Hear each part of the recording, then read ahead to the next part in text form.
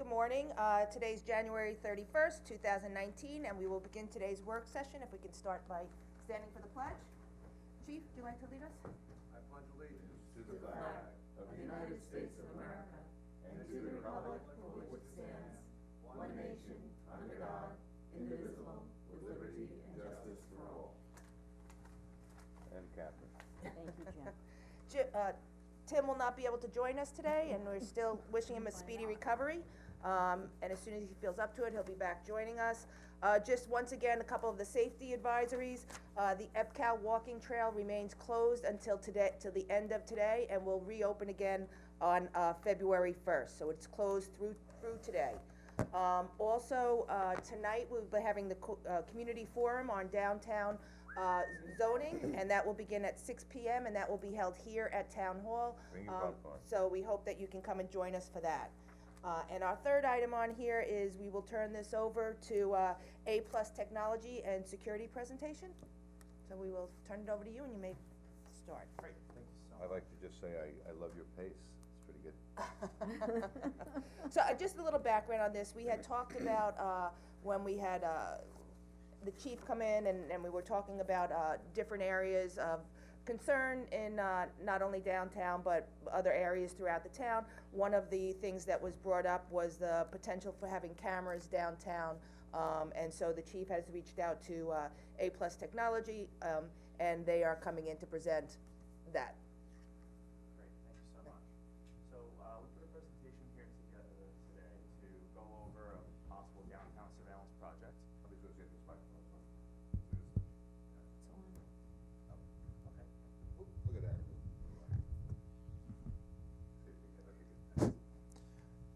Okay, so we came together to put together a possible downtown surveillance project.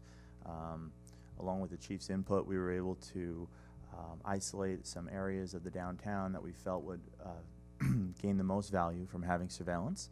And we're going to go through that today. We're going to talk a little bit about us, a little bit about the products that we're proposing, a little bit about the town and the different areas and how we look to achieve this. So, and we put as extra copies of the presentation, if anyone would like them, they're in the front of the room as well. So a little bit about A+ Technology and Security, if you've never heard of us before. We've been in business for 30 years. We have our headquarters in Bayshore on Long Island. One of the big things about us is we focus on best-of-breed technology. So we do a lot of different security technology, but we really do focus on what we consider to be the best-of-breed. We're going to talk a little bit more about best-of-breed in a moment. We are multi-industry, but our focus is on smart cities and in the education field. We'll talk about some of our deployments in a few seconds as well. We do have 3 locations. We have research and development at Stony Brook University. We have space there in their CWIT Center. We have our main headquarters, which is in Bayshore, New York, and we have an additional office in Bridgeport, Connecticut, just across the ferry from Port Jeff. Here we're just talking about a few when we put these logos into the presentation for you. These are a few other downtown surveillance projects that we've done, working with cities, towns, and villages. Village of Patchogue, one of our customers. We've done work with the town of Islip. We've been working with the town of Smithtown for probably 7 years now. We've done citywide surveillance for the city of Bridgeport, city of Fort Myers. We did a large implementation there using wireless infrastructure after they had some incidents a couple years ago. A few others there. We're working with Suffolk County PD, City of Asbury Park, West Hampton Beach, just to name a few. So to get into the head-end software, which would be the backbone to a surveillance system, I mentioned before that we use best-of-breed technology. So we try to use the best technology that we can for the value. We've chosen to use Milestone, which is the VMS, which is a video management system, and that's the recording platform for the camera system as the head end on this project. A little bit about Milestone, just so you know. Milestone is currently ranked the #1 VMS in the world. They calculate that by the number of camera channels that they have live. They have been the #1 for the last 10 years in a row. They were the first VMS product to market back in 1998. So essentially, they did invent the IP recording platform for IP surveillance cameras.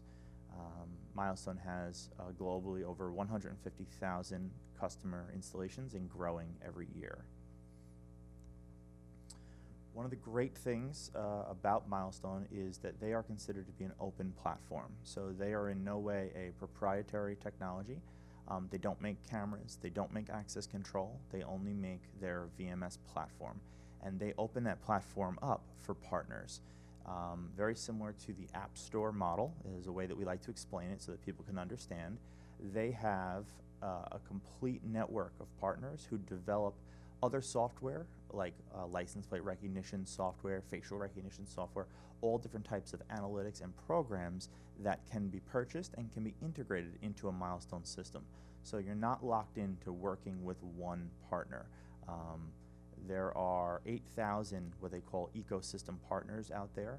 They have a conference every year where all these partners come together and they display all the different technologies and integrations. And every year, as technology continues to evolve, you see new solutions coming onto the market that, if you choose, can be worked in to work with your Milestone system. So it's a great open platform to build a surveillance system on. For the cameras, we've chosen to partner with Axis Communications. Axis Communications, again, is the #1 camera IP surveillance camera manufacturer in the world. They actually are credited with inventing the IP surveillance camera back in 1996. We actually became the first Axis Communications partner back in 1997. We were the first partner in the United States. They are headquartered. They're headquartered out of Sweden. They have 2,600 employees with offices in over 50 countries. Some of the unique innovations that they've brought to market are their light finder technology, which allows the cameras to work very well in low light. Their Zipstream technology, which allows reduced bandwidth, which is very, very valuable when it comes to a wireless implementation like we're talking about today. And A+ Technology and Security was actually named the Axis Communications Education Partner of the Year in 2017 at their national conference, which we're very proud of. So part of this implementation, we have chosen the Axis 3717 network camera. The 3717 is a very unique camera. It is an 8-megapixel camera, and it has the ability to be laid out in a 360-degree view. This is very important when we're talking about the type of implementation we're talking about today. We are looking at putting cameras, because of the areas that have been chosen, we're looking to put cameras onto, potentially onto light poles. Now, when you're putting cameras onto light poles, you have a very limited number of locations that you can place your camera. So by going with a camera like the 3717, it allows us a lot of flexibility to be able to leave no gaps in surveillance. We're going to go into that right now. Just out of curiosity, Yeah. what distance do they cover? So any camera, if pointed in the right direction, will look to infinity, but it really comes down to the number of megapixels or the resolution that allows you to determine at what distance you're still going to get usable information.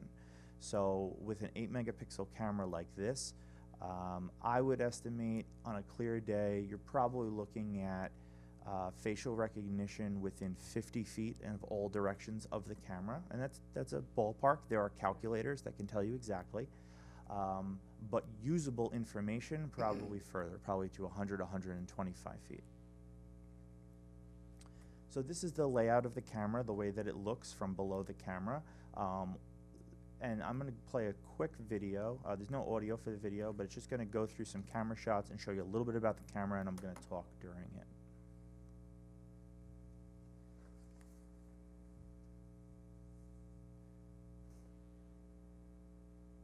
So that's the camera there. You can see what it looks like. It's a small format camera.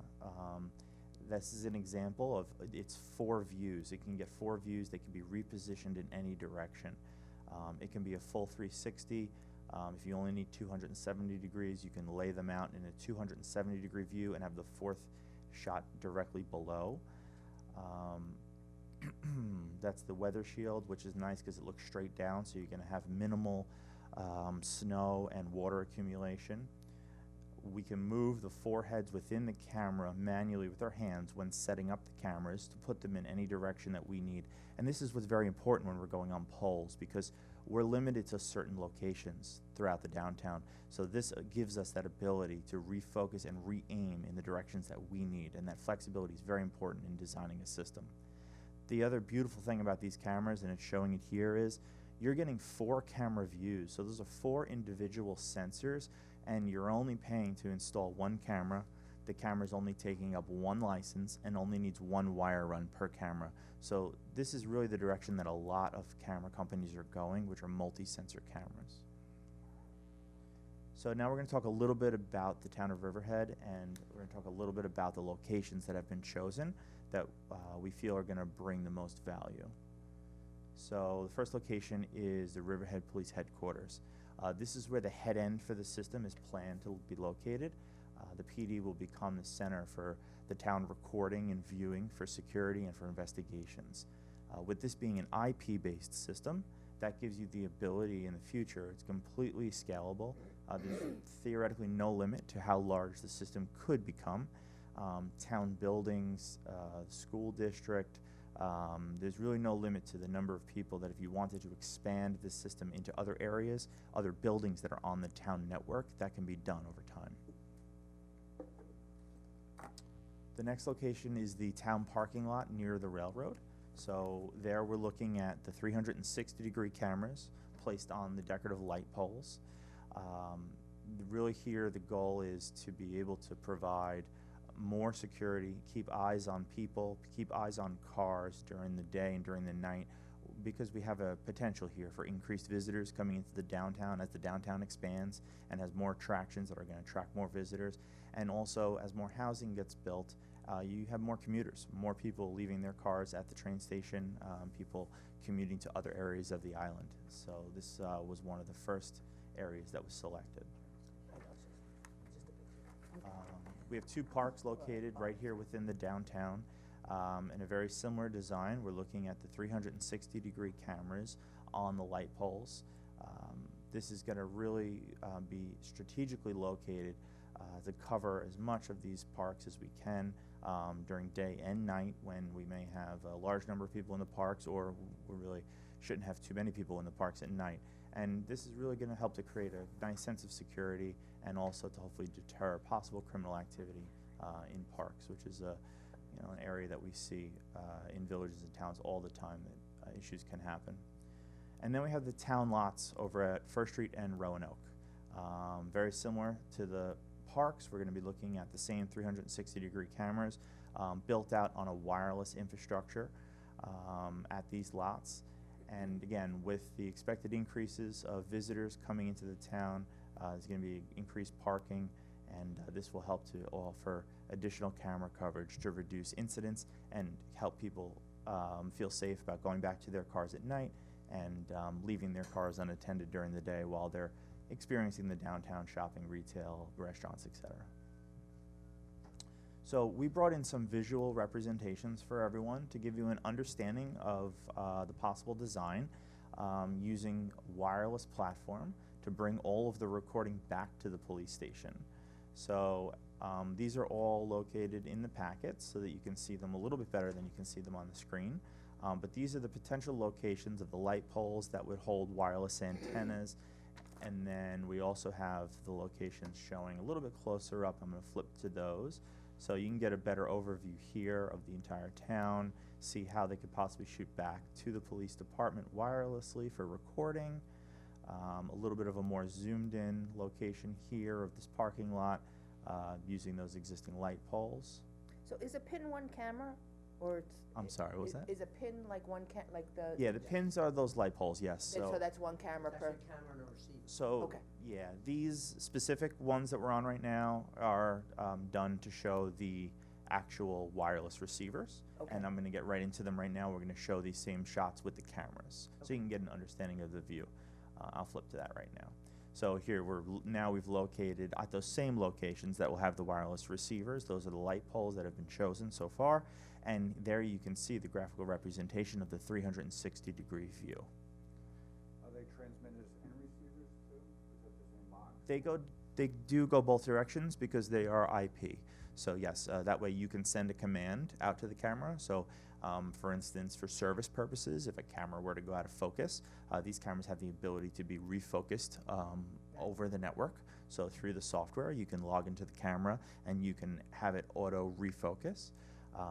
If you wanted to change a setting in a camera or anything like that, you can push that information to it, but at the same time, you're always pulling the recordings from the camera, so it's always a two-way communication. Can you actually zoom in, zoom out if you wanted to? You can, so you Not that can, there's a live person doing it, but if there was a. no, but you can though, you can, they're a varifocal lens, and they are a remote zoom, so you actually can go into the camera over the network, and you can actually move the sensor in the camera to do an optical zoom. And then after the image is recorded, the Milestone VMS software gives you the ability to digitally zoom, just like you could on a digital photo. Yeah. So here we have one of the parks. I can't see which park this is from here. Okay, yep. Excellent, thank you very much. Yep, so this is one of the parks. You know, we've obviously tried to cover the areas where people walk, where we also had lights. Being on the light poles is going to be excellent. It's going to help us be able to see at night. And then we have here this lot. Yep, railroad station parking lot. Okay, and First and Roanoke.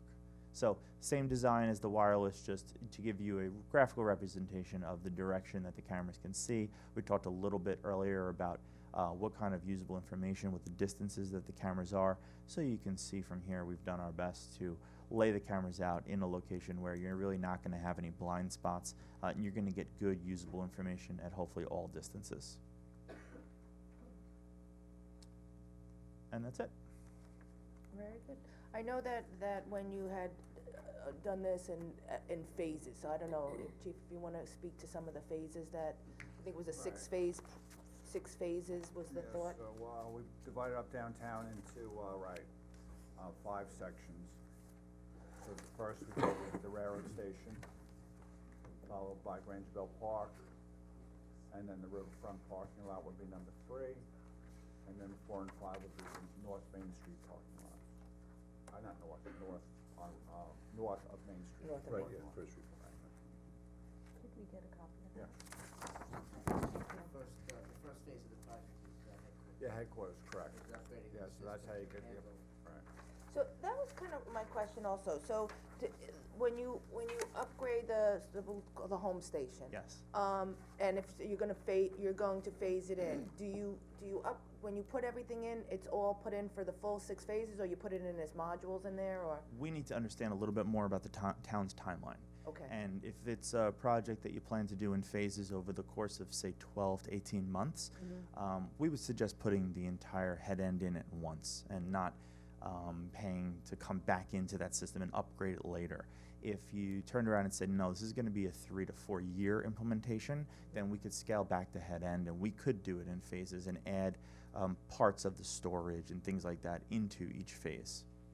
But it really, I don't want to put something in that's not going to get used for 3 years, and by the time you're going to use it, it could be coming out of warranty. Well, I could see that, and you probably need some sort of a Server. server to Yeah. collect all this, because I could see Absolutely. down the road, the school district say, hey, wait a second, we might wanna tie into this system and get these type of cameras around our campuses and tie into the same system. How much would that, How much would it hold? could you? Oh, well, servers are expandable, right? And you could also stack servers. So we have certain customers that maybe say, okay, we're going to do 50 cameras a year, but we don't want to pre-buy anything. So we go with a smaller server that's going to hold about 50 cameras. We could put one in every year. They could be stacked in a server room. And then when it comes to the software sees it all as one system. These systems can go to 50,000 cameras. There really is no limit. And how long do the cameras last generally?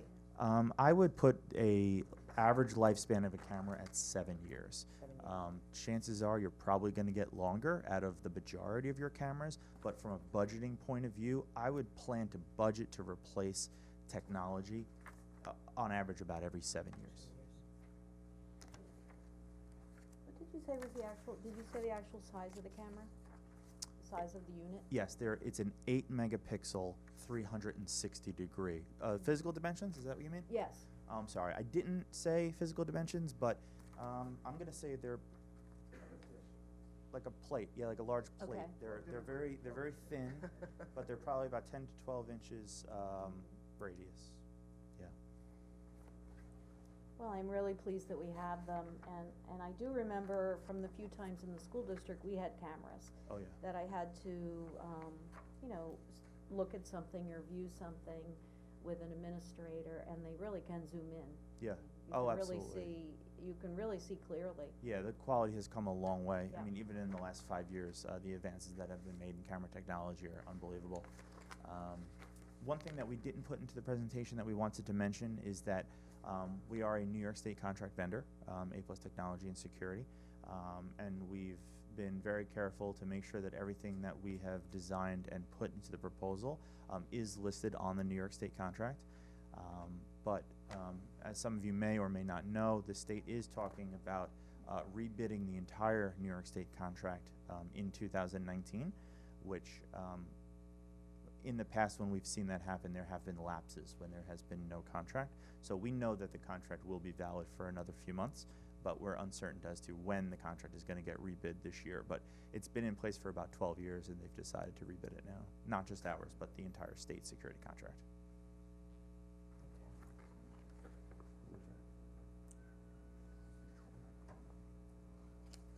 All right, does anybody else have any questions? So the pricing, Yes. you were going to give us a price for, I guess we'll have to figure out, I mean, we don't have any pricing as of right now, so. Yeah, pricing has been delivered. It's budgetary pricing at this point, but that is pricing kind of as it's been laid out per site. Okay, so first would come the PD access control, The PD upgrade, yes, the head end always has to go in first.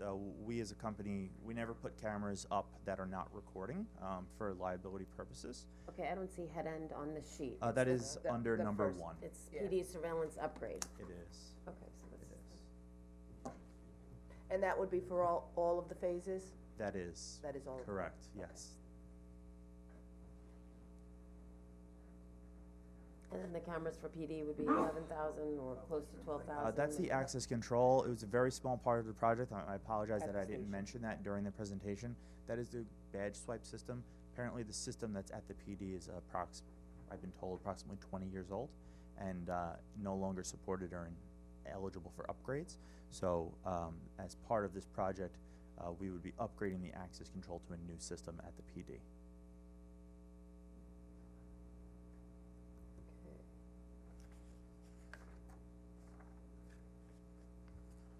And I believe, Chief, you have a further breakdown Yes, by everything is by line project, item so, yeah. on the New York State contract. Okay. Yes, that's all been delivered. So it looks Okay. like a $400,000 project overall. Overall phases, Yeah, it yes. is.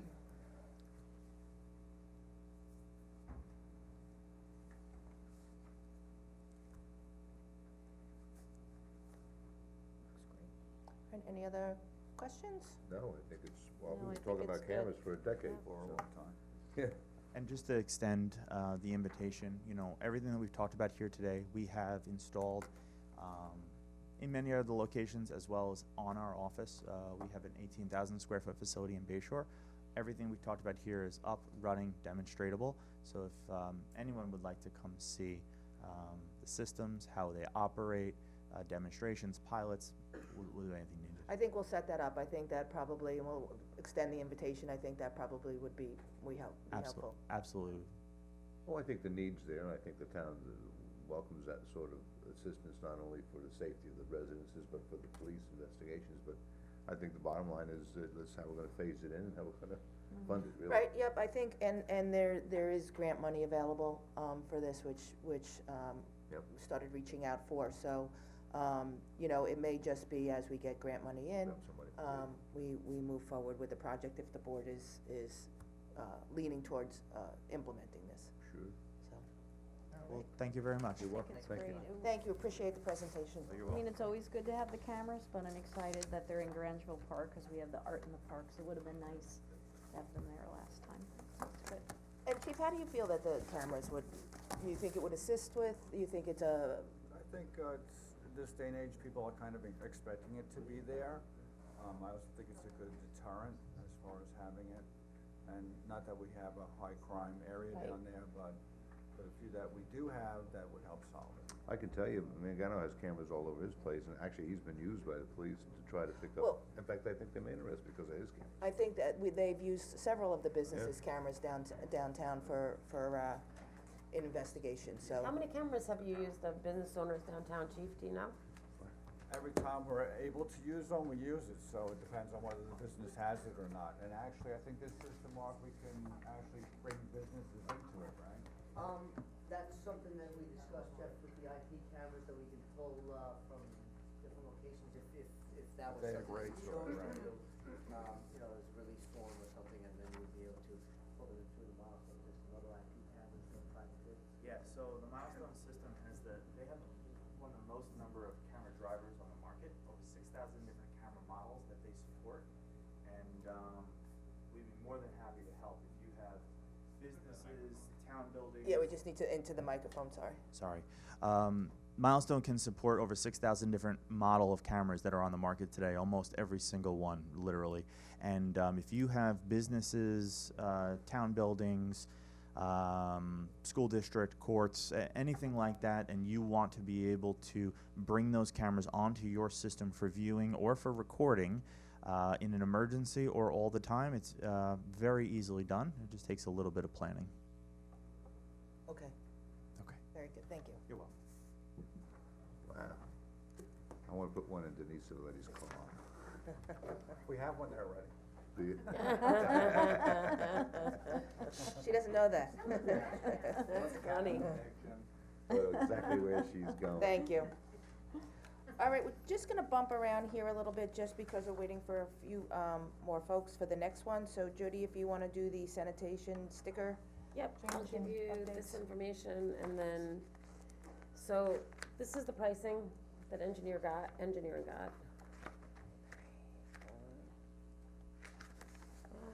We're gonna take one and pass it down.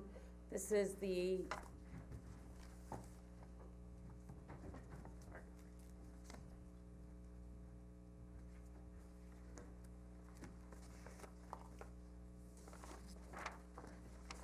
Bring him home. There's a couple extra. Let's see. that's the Shannon, actual sticker. There's a couple of variations as to how we can do the sticker. You can see the sticker cost on the bottom is, I think, about $1,572 additional versus just the print copy.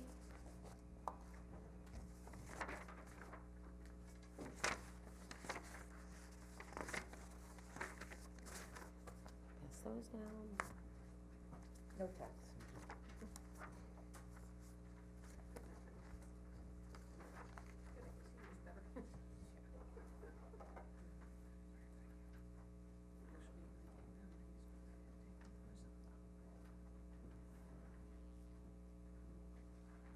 Can you bring the stuff that's on the printer into the boardroom, please?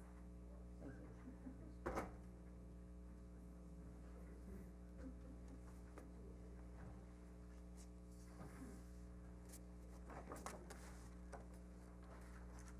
And then I did get prices from the local, media groups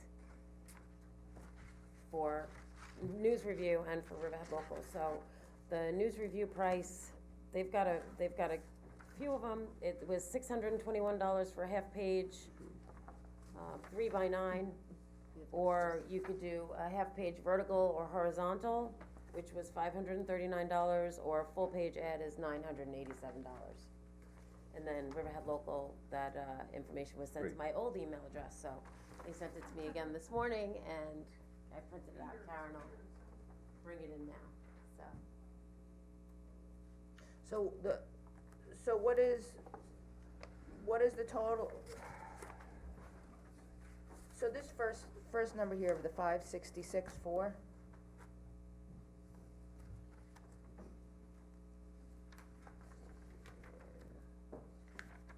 This is tax.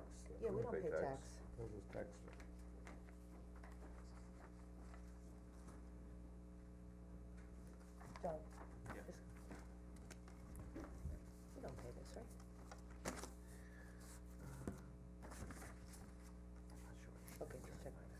list. Yeah, that's what I said, but I'm not sure why it's in there, but it, So the color letter and envelopes, you're looking at probably around, $1,324, somewhere in there. The postage is $2,300.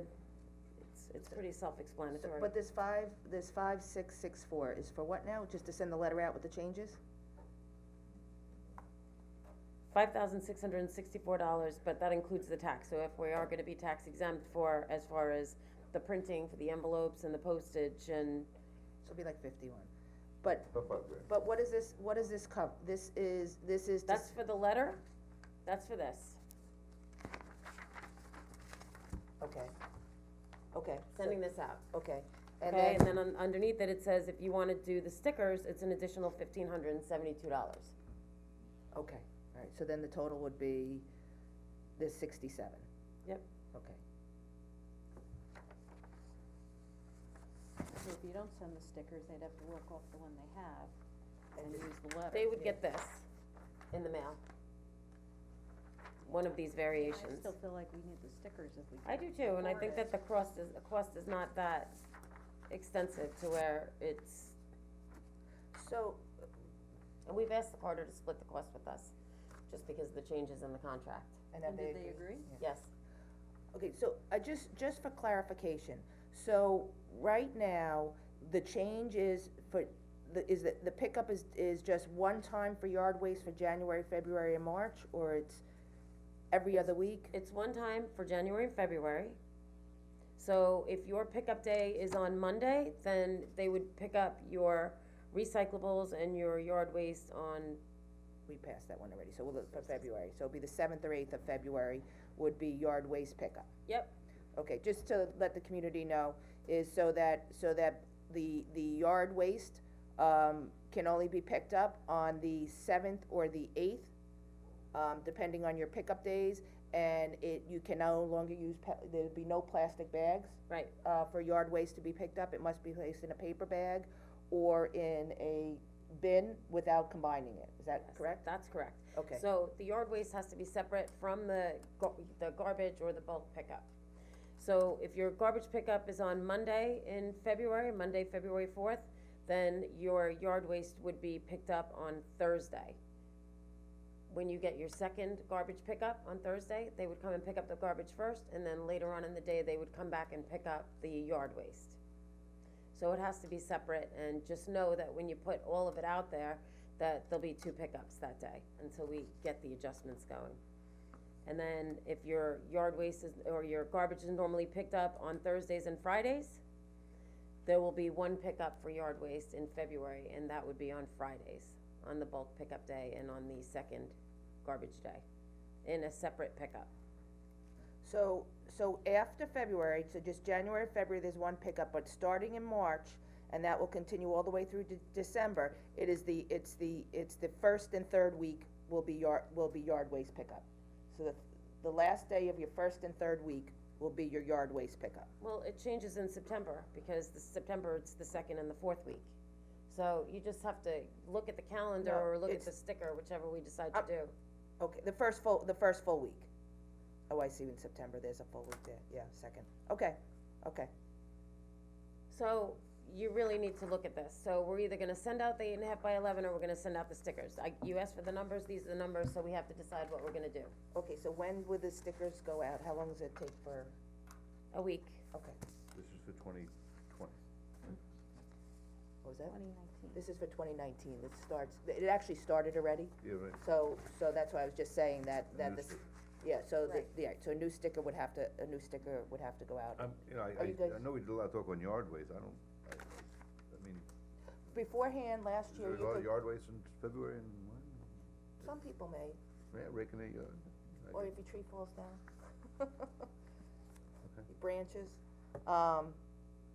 so, yeah, so that's why that's why January, February, there's only 1 yard waste pickup, and then in March, then once it starts March, then you end up with every other week. Well, you're saying, is it worth the difference in price to mail a sticker? Is that your- Oh, no, I think you need a sticker, I think Yeah. people have come accustomed to looking at their refrigerator, find out what the hell goes out. We love our You know, but- stickers. I do, definitely. So if everybody seems to be okay with it, Mhm. I think we can move forward with that. And then as far as advertising with, East End Local Media and News Review, you know, cause it is more of a local announcement, no offense to Newsday, but the, local media groups, I think, do a great job at getting the word out when we have, community posts that we have to put out. I agree with you, but I think that since we're sending a letter to every household, I don't know that we need to incur the extra expense, because we're sending it out to everyone who, personally to notify them at their house. Okay, I just. That's affected? What do you guys think? I think it needs. I know Brookhaven did it both, they sent out the letters and then they also have it on the, website and they also have it in the local advertisements, so. I feel like mailing the sticker with a letter is enough, Well, when you mail the sticker, they're gonna wanna know, why am I getting another but sticker? you send it Well, with a letter. You send a letter with it. Right, well, I'm Then just you're one saying, mailing. I'm not contrary, that's what I'm saying. Yeah. So I think the sticker would probably be suffice for the reason, we're gonna wanna know why, and the letter will explain that, Mm-hmm. so. And then if there's too much confusion, then we're hear from the quarter that this wasn't enough, then we can readdress, Okay, I think. Well, we have talked about it numerous times at the work session, so, and it's been in the press. All right, so, so we're going with the sticker. going with the sticker. Going with the sticker.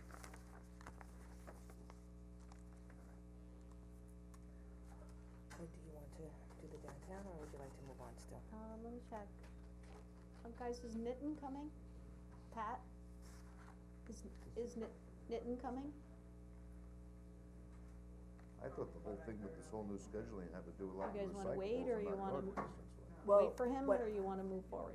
I thought the whole discussion was the tainted stuff going to China and the It- recyclables more than Well, garbage. it's both, I'll let them, Yes. Yeah, and I've, just Okay. one conversation here, so. Yeah, well, sorry. we'll talk Yeah. about it later. So, Bring it up to speed. I'll bring you guys all up. For the downtown? All right, just wanna finish this one conversation, so so it Jim, can be as far clear. as the recyclables, I've already reached out to the high school, to the Key Club, and they are very excited about doing a skit and showing what's recyclable and what's not, so. Good. I'm gonna start working They with gotta Louise update their Wilkinson on that. curriculum, yeah. Well, and the difference with the yard waste is because we switched, where we're bringing, Taking it, taking the right. trash to, and in Brookhaven, you cannot combine yard waste with regular trash, which we had been doing up until this year, so, they will only accept it when it's separated, so that's why the need for this, Okay. for the yard waste, Very good. so. Just in time, you guys missed it. Take all my beer cans out of my leaves, huh? I'm just All right, so do we wanna move on to the downtown? Yeah. Yeah, do you Yep. guys wanna come up, or did you wanna Okay, wait? we're gonna, Okay, come on up. We're done, we decided we're gonna go with the stickers. thank you. Good job, guys. Um, Thank you, tell Shannon she you did a great convinced job us. too, Yeah. thank you. All right, we're gonna move on to the downtown revitalization, updates. And this is subgroup updates, within the committee. That's So correct. I will turn this over to Good morning. you, hello, So hello, if hello. each of you could introduce yourself and tell which subcommittee you're on, and then we'll, I think we'll start with problem solving. Hi, Pat, how are you? I'm good. So glad to see Do you have a copy of Nitin's notes? Yes. Okay, good. So just introduce yourself, because we are on camera, so. Okay, Rick, you wanna start with that? Sure, Pat Snyder from Riverhead. Juan Michelli Martinez, downtown Riverhead resident. And they're gonna tell you to be louder. Okay. The mics are right here, so you're okay. Okay. Diane Tucci, Executive Director for the Riverhead Bid and Riverhead Chamber of Commerce. So I did ask we've been working hard within the committee, the downtown committee works on numerous issues, but we are divided into 3 subgroups. There's a problem-solving subgroup, there's kind of a planning, designing subgroup, and then there's a marketing subgroup. So I'm gonna throw it over to Juan first, who's going to do a report on what his committee is currently working on. Our subcommittee was tasked with problem solving, and certain areas that we had identified as. There's a camera over here, so it'll catch you no matter where you sit, so. Some certain areas that we identified as being problems, included code enforcement. We discussed that we need to see better enforcement of code violations on non-maintained buildings, as these can pose public health threats. These ill-kept buildings reinforced Riverhead as a problematic township. We should also consider setting up a joint committee meeting with the head of code enforcement to better understand their perspective on the issue. We also discussed the full build-out scenario of downtown. A concern of both the business and residential community is the look and effect of a full build-out scenario would pose to the downtown. So it would be ideal to have an understanding of which DC1 parcels are eligible to be maximized in that full build-out scenario. There was a comment made at one of our meetings that there were only certain parcels that would be eligible for that full build-out scenario. So just to get a better understanding of which Actually, buildings. they all are. Yeah, right. There's They all no, are, okay. there's nothing that, I think there's about 112 parcels down there, maybe a little Okay. bit more, a little less.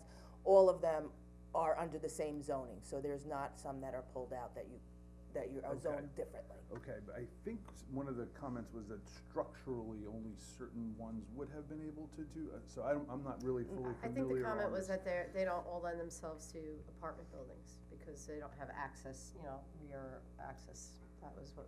Yeah, it was Ike who had made that, Israel who had made the comment that not all would be Because eligible. They're so Very narrow narrow. that structurally they But couldn't it accommodate. doesn't limit them to being able to do something different. The zoning is the zoning for the whole district. Or to There's a- combine parcels. Yeah. Okay, okay, great. Perception, Riverhead struggles with perception issues, a general notion that exists that Riverhead is not the safest of areas, and is challenging to reach via mass transit. While every community struggles with its own social issues, Riverhead has many valuable assets that need to be better highlighted. In addition to this, we must consider better management and/or improvements with trash cleanup, signage, lighting, police presence, and train frequency. Speed limits. Downtown Riverhead is seeing increased foot traffic, and this will hopefully be a trend that continues. We should seek to reduce the speed limit to create a more favorable environment for pedestrians. And the general consensus of the subcommittee was that we didn't want to do anything that would stifle interest or investment in the downtown area. So trying to, as we all know, trying to manage both sides of the business community and the residential community is often a challenge, but ultimately we didn't want to see any stifling of investment. What's nice about the downtown committee, I think, is that we have such a variety within the committee representing all different parts of our community, so, we do get into some very spirited, conversations, and I think that we're all working our way in closer. But I think you'd be interested, since we talk a lot about, enforcement. Prior to you guys presenting today, we had a presentation about cameras Okay. in the downtown area, which I think the Okay. committee will be, if we are able to move forward with that, I think the committee will be happy to hear that.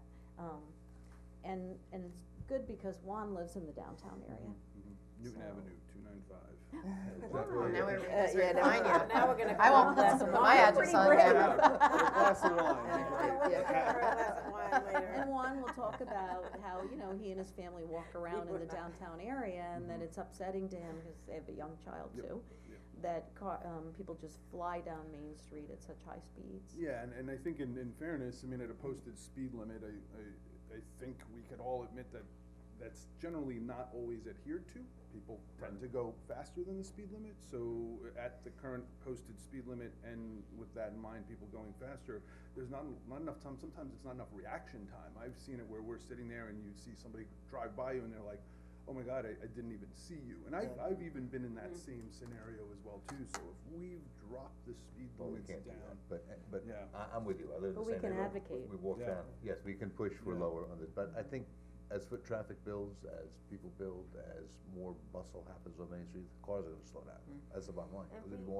It would be less navigable because there'll be cars parked on both sides of the road, the signage is there, but you're right, the quality of life I'm worried about, with not enough trash Sure. receptacles, not The enough, God forbid scenario. the And we- lighting, although we've got beautiful lights, are not quite adequate enough, I don't think. Lighting comes up a lot, actually, in the committee. And we had discussed adding, in previous years, adding more crosswalks, so that, and putting those signs in the Yep, middle of the in the middle. crosswalk saying pedestrian crossing, to bring awareness that, there are Yeah, people you're right, they walking do back fly and forth down there. across the street, and then also they have the lighted crosswalks that we had looked at. that, for across from the Suffolk Theater, Yes.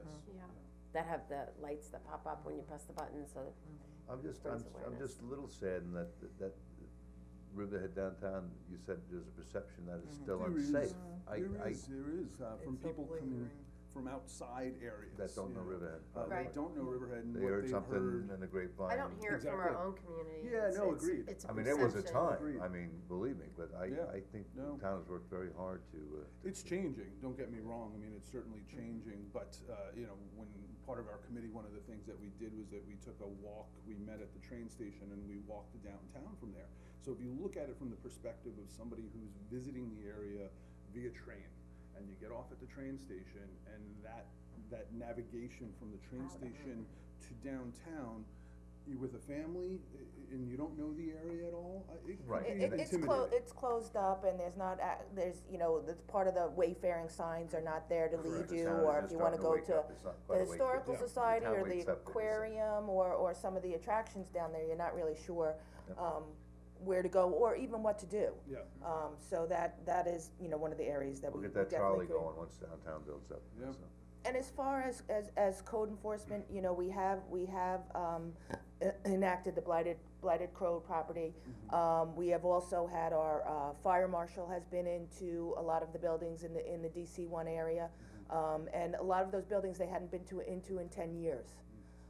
So they have looked around there, they've seen whether they're up to code or not. They've been issued, notices of violations, for the buildings that are not up to code. Some of them do have significant challenges, coming up to code, so they are given a bit of time. I think we've given some of them till April, to come up to code, and to give us the plan so that they are brought, as I said, up to code, because we do know, that they haven't been entered for a very long time, and we do have a lot of flooding. I mean, there's a lot of those buildings are flooded out for a good portion of the time on the bottom. They do So- have they do have to come in with a plan by April first, but none of the buildings are in, danger of imminent collapse. So there's a problem with those in that, they are not filling them up, they don't have to have a working, fire, suppression system and alarm system and everything else, as long as they're vacant, so there are certain challenges that come, but I think the exterior of the buildings, if we can get those cleaned up, for the most part, that would be good. The inside, it's, There are issues, there are significant issues Lipstick on a inside pig. some of those buildings that need yeah, to be there are, but then, rectified. and I did speak to the fire marshal, cause I'm liaison to the fire chiefs, and he did a presentation last Wednesday and said none of them are in imminent danger of collapse. Well, no, Well, that's because, good to well, hear. yeah, I mean, Yeah. That's that we comforting, at would least. take other action with, Slight but, comfort. yeah, Well, just to go back to the I can walk on the perception, south side of the street now. just to go back to the perception issue, I mean, that's something that came up, we'll all agree, that came up from the very first It meeting did. on, and this is a group of, obviously, it's a group of volunteers that love the town, and, it's upsetting to everyone in Riverhead when, we'll hear comments made, so this is something that we're working on. And as far as the subcommittees are concerned, we started subcommittees, I think, last month, and they're identifying problems, and then from there, we're gonna move forward with helping, working with the town and, to perhaps come up with some strategies for some of these problems, identifying and focusing on certain things, like even the flooding. We're gonna be working on the flooding and crime and overall things. So, speaking of perception, I'm gonna throw that over to the, marketing group, and maybe you guys can report out on what your subcommittee has been working on. Sure. Well, this, Sure. Pat has all the notes, but I mean, there's Okay. major overlap, I think, in all the subcommittees when we're talking about the, what it looks like downtown, the perception, the PR for the town, so our subcommittee on marketing is definitely a little more focused on that, but it's, it's a constant theme between everybody, every group, so. And just before Pat reports out a few things that ideas they've come up with, I did wanna mention that the bid reached out to us because they are also working on marketing, and they thought that rather than overlapping the groups, and they had some funds available, that perhaps some of their people could work with our marketing committee, which I'm excited about. Did you want to read the statement? I'm gonna that- get to that last. Okay, I'm gonna do okay, that good. last. So, yeah, the marketing group is a very creative group, but we're looking at primarily the media, the marketing, getting the word out, social media, how we're going to enhance the impression of Riverhead and do that through media, potentially, we talked about, honoring people in Riverhead, being proud of Riverhead, making that public. The other piece of it was, while we're not entering into the conversation about the height, the building height, we are, encouraging the use of materials and setbacks and gathering areas to keep the context and the beauty of Riverhead, rather than materials that would not honor its heritage. So we looked at that. We talked about, well, what are some things that could enhance Riverhead further, and like I said, it was a creative group, so we're talking about film festivals and bring creatives into the downtown, how to incorporate. We talked about artist residencies in downtown, several film festivals. Also talking about honoring the cultural diversity of Riverhead, because so many people say that's why they live in Riverhead, because they really appreciate that, and so not calling attention to it and calling attention to it in a positive way. So that was this.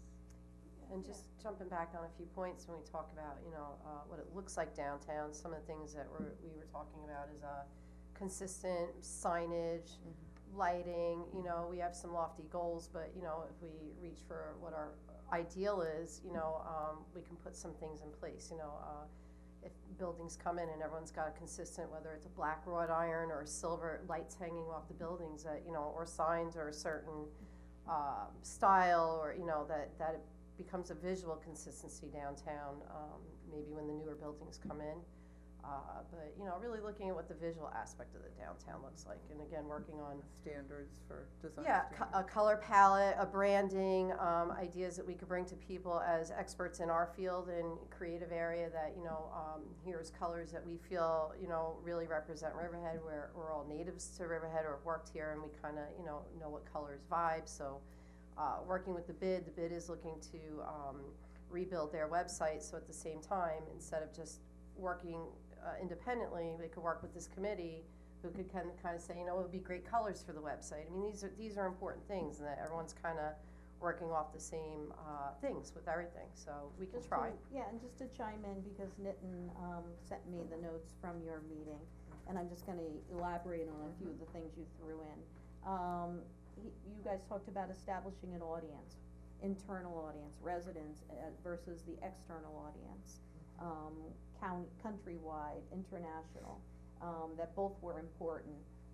There's a lot of talk about the power of social media among other traditional channels, making Instagram hashtags, Facebook groups, influencers, people that have a large following on social media. Again, it comes up as usual, changing the perception of the neighborhood, making it feel safer, more accessible, attractive signage, murals, a visitor center. The group talked about, I think it's always great with Riverhead to find ways to embrace and celebrate our cultural diversity, something that we need to talk about, and we've talked about that as far as some of the videos that have gone out. Increasing awareness of the assets we have, East End Arts, record stores, brewers, wine, locally sourced food. We have a great agricultural area, parks, events, attracting creative folks. It's a large group of art people within the committee, so a lot of ideas, and Riverhead's very conducive to a large art community. Right, and we know that bringing the arts into a downtown area is key to revitalization. That was part of the plan. Standard, right? That was exactly part of the plan. The plan got kicked off about a decade. Exactly. So we talked about ways to attract creative people, and artists and galleries by establishing an artist residency program, perhaps having pop-up exhibits in vacant buildings, a call for artists for murals, to do murals in the downtown area, inviting musicians from New York City to play at music halls and other spaces, creating events like art fairs, harvest festivals, wine tastings. Also, Diane talked about establishing a slogan, or a logo or graphics for Riverhead, so those are just, Those are, I mean. We did all- that. Were I you can part tell of you that? one thing, I'm familiar with it. We spent. I know. You were on it too. well, it doesn't have, the- certainly doesn't hurt to bring The some brand- creative folks in. I can tell you that all of those things have been started. Yeah. Exactly. Well, Every one of those things have been And started I'm intimately familiar with with, the with a murals lot of them, and with the all the BOA arts and with the documents. theater and the Conic Crossing. And it's a slow, I know it's a slow Yeah. roll, but Riverhead's Yep. already set the table to try to get the, It and right, has. and it's good to talk about Farmers it and keep it market. rolling, cause I think that just perpetuates what has to be done. And the art in the park that, Absolutely, the art in Brian the did park, this summer the only was thing missing a perfect downtown example. is a sustainable residential. I think Yeah. that's gonna give it some life and vibrancy, I really, really believe that. And public space, we need public space, whether it's a square, or whatever, but I think key to this is the continuity. You know, to do one, Signage is you know, good, the lights too. one-off, you have an event and one-off, and then there's no sustainability to it, and the continuity, you know, Yeah, it we've can't be started just a lot, event-driven. but I We've tried think that. that's one, you know, that, for the committee, that, you know, as things come into place, especially events and things like that with marketing and that, there's the sustainability piece to it, and I think That's that right. has to be in one of the goals and everything that comes forward. How do we sustain this over time if, you know, you were to leave, or you were to leave, or you were to leave? You know, all of it, what's put in place to keep that, That's right. keep Happening. that We tried going? that. I remember when. So- Live on 25, we're still gonna do even when Diane leaves us. I'm still Well, gonna Live be on completely 20. involved in Yeah. it, I'm not going anywhere. But if you remember going back maybe And Halloween. 10 years ago, when BID was, BID had a lot of money, and we changed the thinking, and let's do events. So we ran a lot of, I mean, BID spent probably $50,000 of their treasury doing nothing but events every Possibly 5 more. weeks, or possibly more, and just to bring some vibrancy to downtown and get interest in downtown. And Well, that what- doesn't, I mean, that's okay, but it wasn't sustainable. Well, I think we should be looking at is events like Alive and 25 and Art in the Park, Art in and the how Park. to use them to leverage that opportunity. Right, get the That there concert should be series back down presence. on Main Street, yeah, right, all these things. One of the Right. efforts that the bid is doing is, dedicating money for public art on an annual basis, so, the work that Easton Arts did, where there's murals and there's art, that's staying there. And that's a sustainability, so if we add to that every year, it becomes a community like, you know, Chicago or Philadelphia, where there's Brooklyn, there's Right. murals everywhere. And not to say that's the answer for And Riverhead, Firewater, but they look at having, that. right, exactly. The Well, I know hummingbird some was of my these- favorite. I know some of these things have been discussed before, but what's cool about this group is we have a new group of excited and inspired people Oh, that no way. are, you know, adding to the ideas and picking up the ball and running with it, and just within the committee, people have met each other and started collaborations.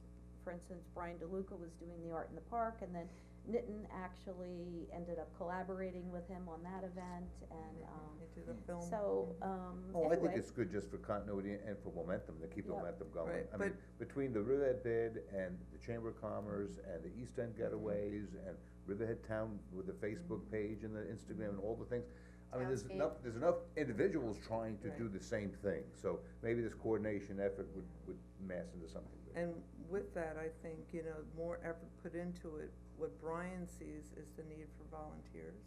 And I think, and as the word gets out and the town is embracing it and they feel like they're part of it, the volunteer pool will increase. And then when Art in the Park happens, there's enough people, you know.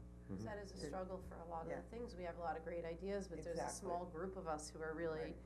actively working, and we do need other people Yeah. to step up and come be a It's part always of the it, way. and there's- it's Always yeah. the way. nothing more rewarding, fulfilling than being out and being a part of your community and giving back to it, if you have that mindset, so, you know, we do need people to come out Yeah, and, it's always been a problem. And Right, help. but with the change in the focus and making the town more engaging and including the community, look at those volunteers. I Well, just, and the great Exciting.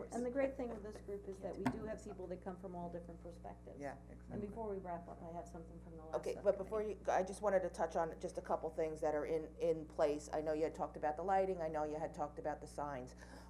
We actually had engineering come and present to us, so we have a map of all of the lights that are in downtown.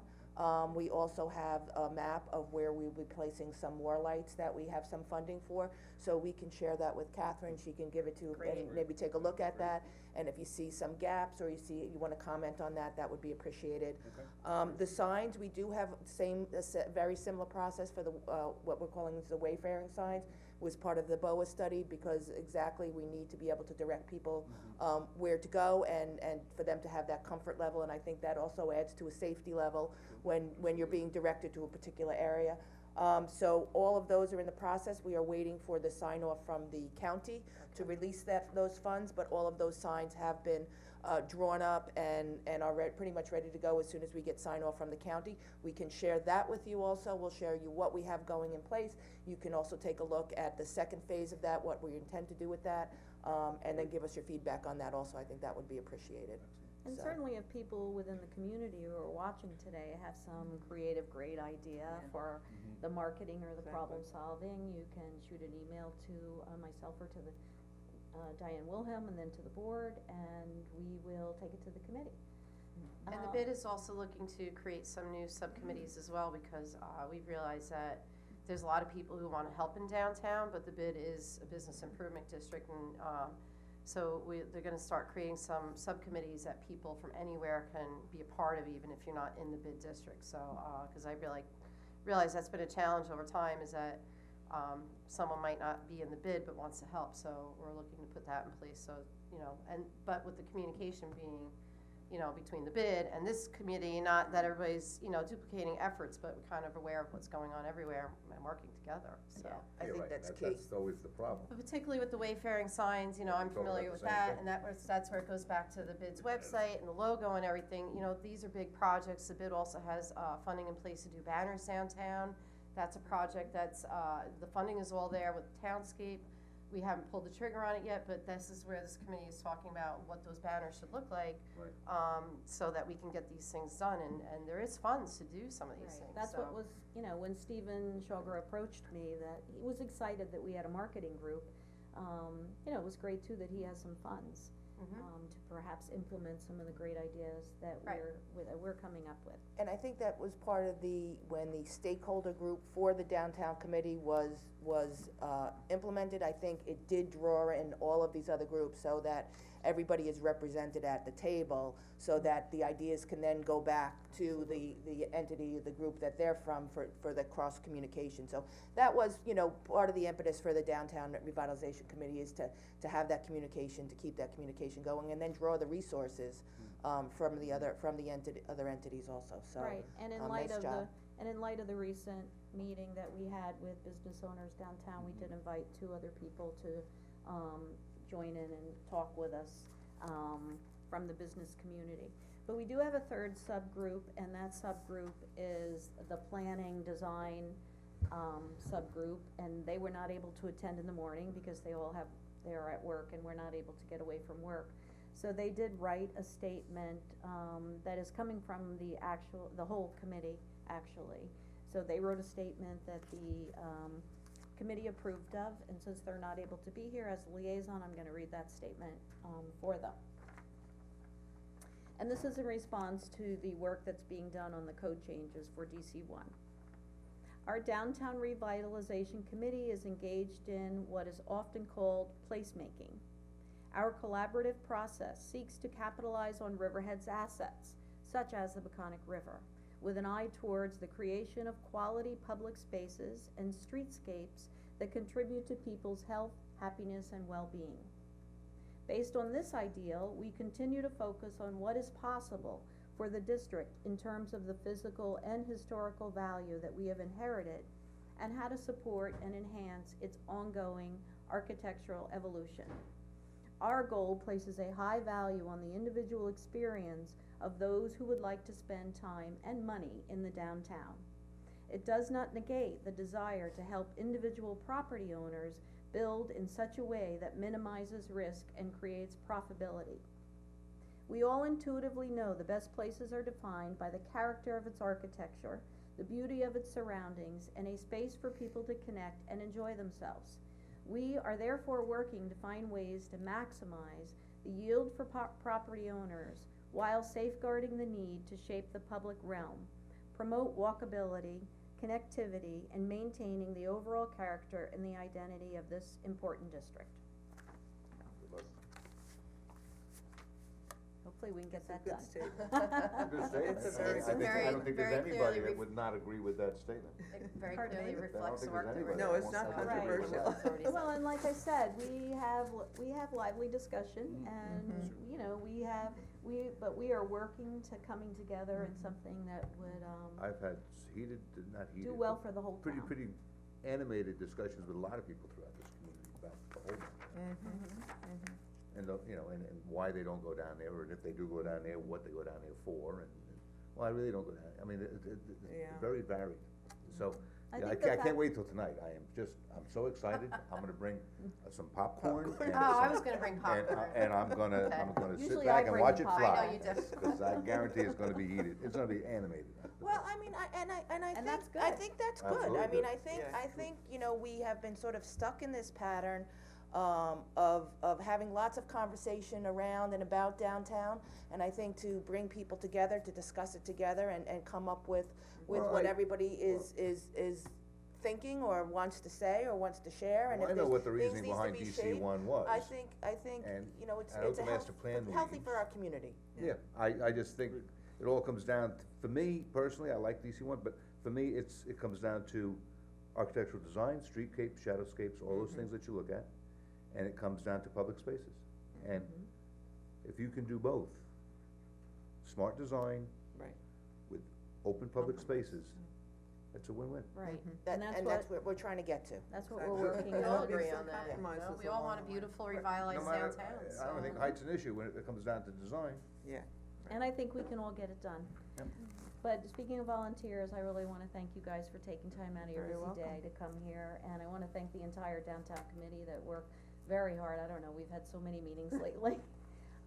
So let me thank them for volunteering, and Oh, we'll it's- just, yeah, we'll it's- keep working, we'll keep moving forward. Thanks a lot, really, cause it's hard to get volunteers, you know how it is, you can't get volunteers to do anything. And I think It's the maybe same we six should people try and talking come up themselves. with some way that if people are interested in volunteering, they can fill out some sort of information on the town website to keep a database, if you know somebody wants to volunteer for a particular type of activity, or they want to get involved in something, but this way they can have some direction, so you have a list if you're doing a live on 25, or you have the That's reflections of the right, a park, if town you know somebody volunteer wants committee. to come and do just, you know, a couple hours is maybe all somebody wants to do in the summertime, but at least we can start generating that list, so I think we'll come up with something like I that, so like that we that. can. If it's cool to volunteer, people will do it. You know, when you look at water fire, when we went through the whole water fire, they had 700 volunteers an evening, and because it was fun, you know, and they were engaged and they were part of a US Open. community. Right, if Yeah. there's something that interests people, you can get them. No, but I like, someone had approached me about having a link on our website where you can click and people can see where they can volunteer, cause even kids, you know, Yeah. have to volunteer for There's things, some, requirements. Well, that that's It's a important to know requirement. that the work that they're doing for us does fulfill a lot of community service requirements, so, the high school needs it, people who have gotten tickets and other things needs, it. You know, we've gotten quite a few volunteers from that, they just gotta do community service for tickets, it all qualifies. It's college. Yeah, so there's a lot of people out there who I know need the hours, and the events are fun, I mean, we have the Yeah. cardboard boat race, we have the bonfire, we have Halloween, you know, there's a lot of great things, and, in addition to the town, the chamber had also offered to be a secondary contact point for volunteers, Volunteers, so okay. if they can't get through to you, they can certainly call Okay. the Chamber of Commerce, That's great. cause they have personnel who can kind of field the calls, and we pretty much know what's going on with all the events in Riverhead anyway, It's so. terrific. well, I Okay, know there- these yeah. guys have to get back to work, Thank and they you. work, Yep. they're great volunteers, but I do always feed them. Yes, you do. Yes, thank you. See you later. Yeah. Downtown is safe, but- Yes, it is. Thank you very much. Thank you all very much. Safer as we go. More Good night, people- have a good day. Thank you very much, thanks. Next we will have, Bob, you're on our list for next? Community benefit. Are we holding off on that, we've deleted that? That will be, You liked our statement? Yeah, I agree with it. I think we've been following that for 10 years. and this Well, we is, needed something, that the whole group agreed So with. we're here, I know that there was a request to, Somebody else wrote it, huh? return to circle back on the, Culinary Arts Riverhead, Suffolk County IDA. I know there's been a lot reported, so I'm not sure I'm gonna regurgitate or repeat it all. As you know, back in November, we were told that IDA was gonna conduct the public hearing at the request to, do 100% abatement on all taxes. This was, scheduled for, I think it was November 15th, but I'm not 100% positive on the dates. And did you ever find out if my testimony had gotten into the record? did, Because I had given yes. it to Jim to Yeah. present, cause I wasn't able to be there that day. Mr. Catapano confirmed that it had. Thank you. Okay. So we appeared at the public hearing, which was at the Culinary Arts, then the following day, the Suffolk County IDA met, there was discussion, at which time, there was a, adjournment of that meeting in November in order for the town and the school district to further discussions with the college. And around November 30th, I think, the school, offered a counter, and I'm using their words, not ours, and we also put a letter into the IDA with our proposal. I don't think I ever saw that letter with our Okay. proposal. Okay, I can provide it. Then on the Or 14th I of don't December. remember voting on that either. Then on the 14th of December, the IDA met and further adjourned, and then there was some additional discussions. The end result is on the 24th of January, which was last week, the IDA did vote. They voted to grant a 25%, based upon current assessed values, wherein the town is, once we see the final document, going to receive $11,502 per annum. That compares to $34,000 and change per full tax scenario. And the school district is going to receive $24,410 as opposed to $72,783.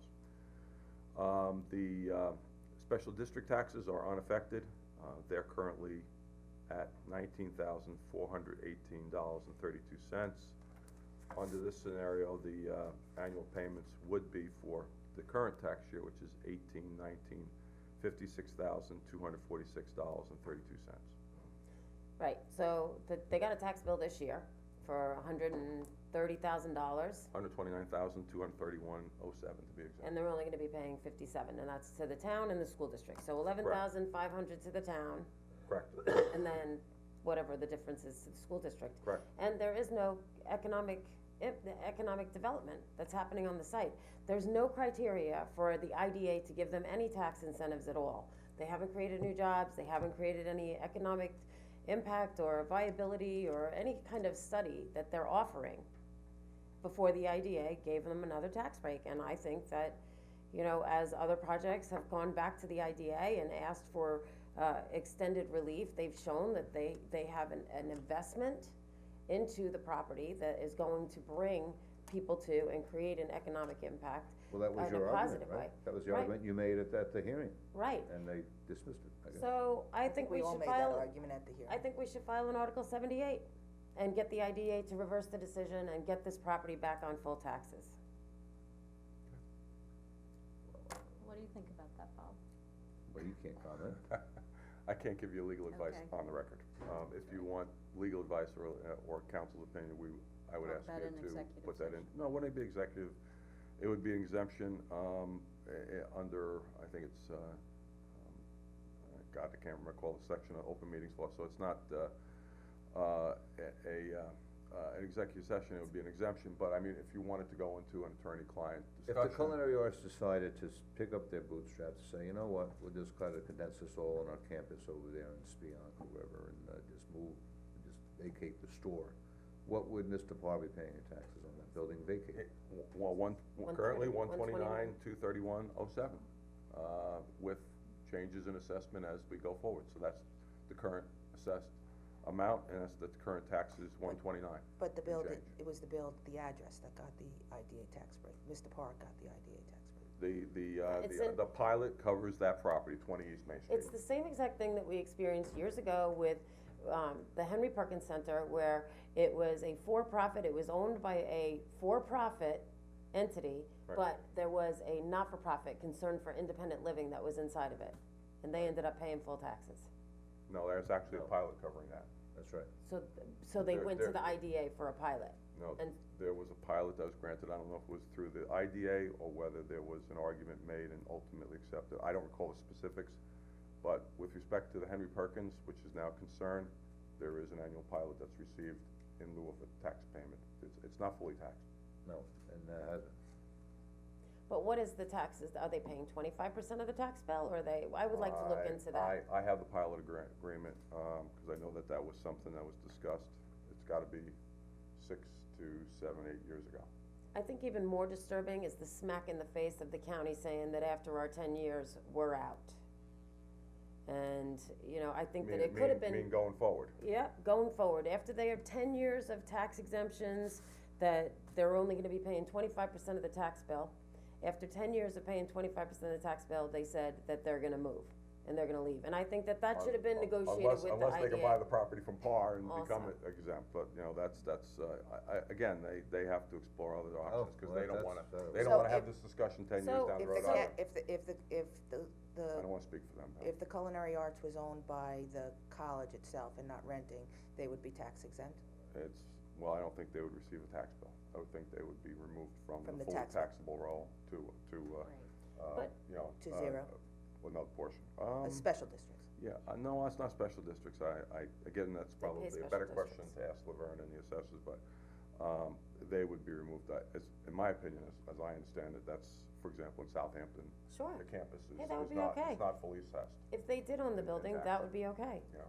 If they well, own you the know, building, I look at it like, a couple, we I don't- mean, we've had these arguments before, and we made these statements, and everybody went to that meeting at one point or another and made their dismay known, and the Suffolk IDA made their decision based on whatever they based it on. Nothing. Well, I don't know what it was, but you have to look at, see, I have somewhat remember that property when Rimland was there, and the dilapidated building behind it, and I know when it was torn down in anticipation of the new Sweezies and that whole deal before they fell under, it became a mosquito-infested pool. So I remember what was there, and I remember they built this new building, and it was great, and then Lombardi Park looked great behind it, and Culinary Arts is very, very popular now. Yes. It's probably one of the best programs they got as far as enrollment goes, in that particular college college setting. So I have to look at all those impacts as well as having a school right on Main Street, and what impacts that give to Main Street, before I can say, let's just sue them because they're not paying full taxes. I think the end game was to try to get more synergy down on Main Street, to get more foot traffic on Main Street. I know the kids come, they take up the parking lot, they go to school, and then they leave, but I think there could be other things that could happen with that school that would make it somewhat more viable for our Main Street than. And that should be part of the Article 78, is what are you going to do in order to make it economically viable for Main Street? Like, that's the idea of the IDA incentives, is to bring people to Main Street, to get people to shop in the restaurants, that there's some sort of, you know, economic table that they're presenting, and they didn't present anything. And they've had their tax incentives for 10 years to get rid of that sump hole that they had on the property, and to get rid of those blighted buildings. They had it for 10 years. It's in the county's lease with Ron Parr, the owner, that they were supposed to make the pilot payments.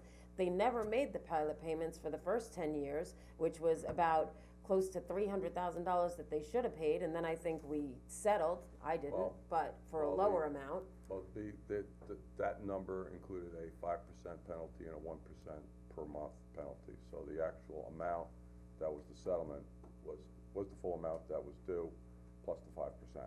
Really? So that 78,000 was all that was due for the pilots for 10 years, and the 5% penalty on top is, If our complaint, we sought a certain principal amount plus 5%, which is entitled to by statute, as well as 1% per month for every late payment.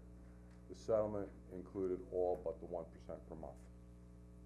Because you gotta understand, if you go back 10 years and you had 1% per month for 10 years, that's a lot of months.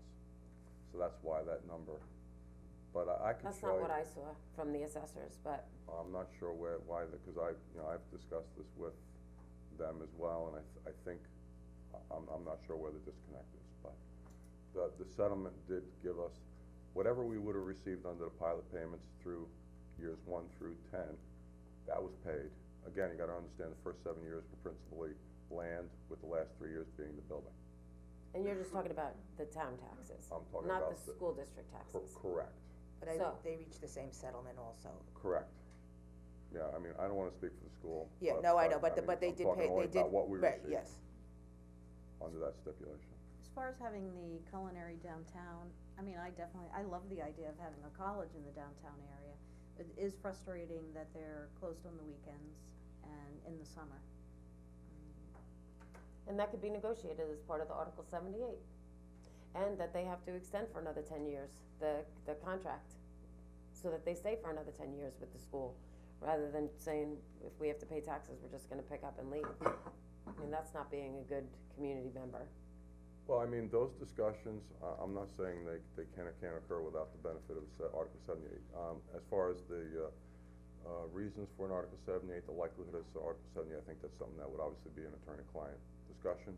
And if that's the desire, we should do that. I think it'll be dismissed on its face. But Because there's no criteria for granting the incentives. but I We guess, didn't meet any of the criteria. I guess, you know, since that's the discussion, I, you know, need some direction, cause I think if we're gonna go down to Article 78, you know, we have January 24th is the start date, so, but yeah, you can get back to me, as opposed to making a decision right here if you wanna think about it, 7 days. alright? 8 days. Thank you, Bob. So if you wanted to put that on for exec, that would be For that discussion for only. that discussion only. Alright.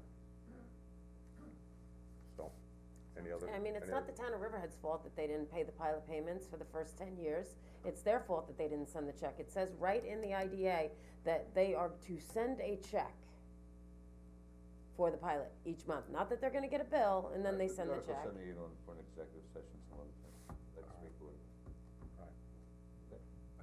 Okay, thank you. Bob. And next we have 2019 salaries, building fees, follow-up for, right here? I didn't see that.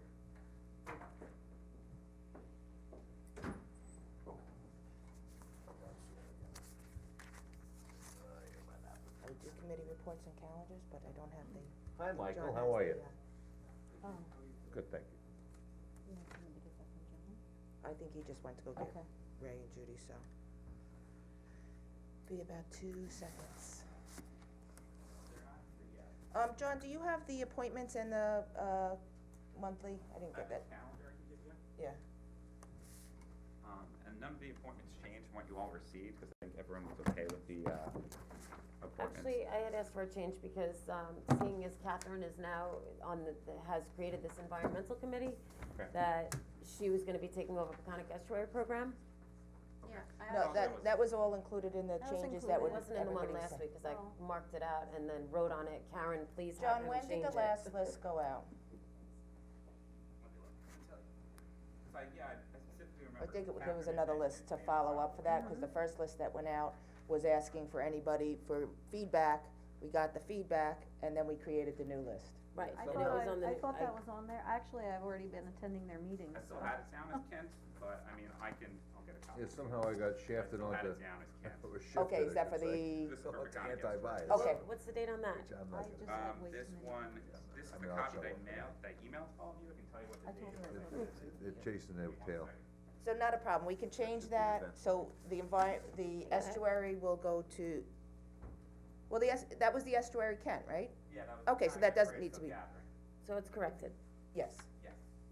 So if you wanna look over it again, and then if you have any other, Yeah, and then the other thing is I pulled up a resolution the other day for a Small Business Advisory Committee, because they wanted to form a new committee for the Small Business Advisory that we haven't had for many years, but a lot of the business owners in the community feel the need for one, so I've asked Karen to pull that resolution so that we can revitalize that committee as well.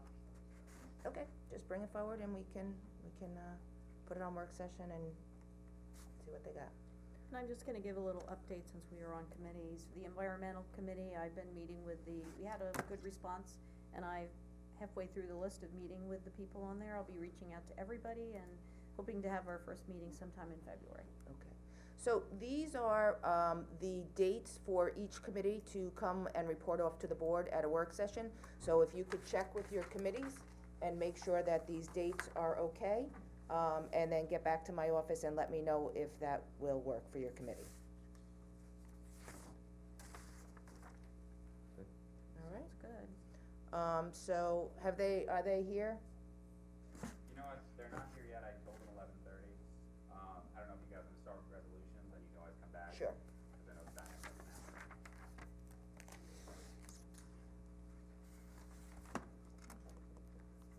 And that email was sent out on the 24th. Yeah, I'm looking at it, Yeah. and that's the one that you have there. Yes, so, Why can't I open it? I mean, Karen, typically after we set them for the year, then Karen Upper will talk to IT and they'll adjust them on the website if anything changed, so that it says under each of your names which committee you're on you are. Did I get back on open space? Hmm?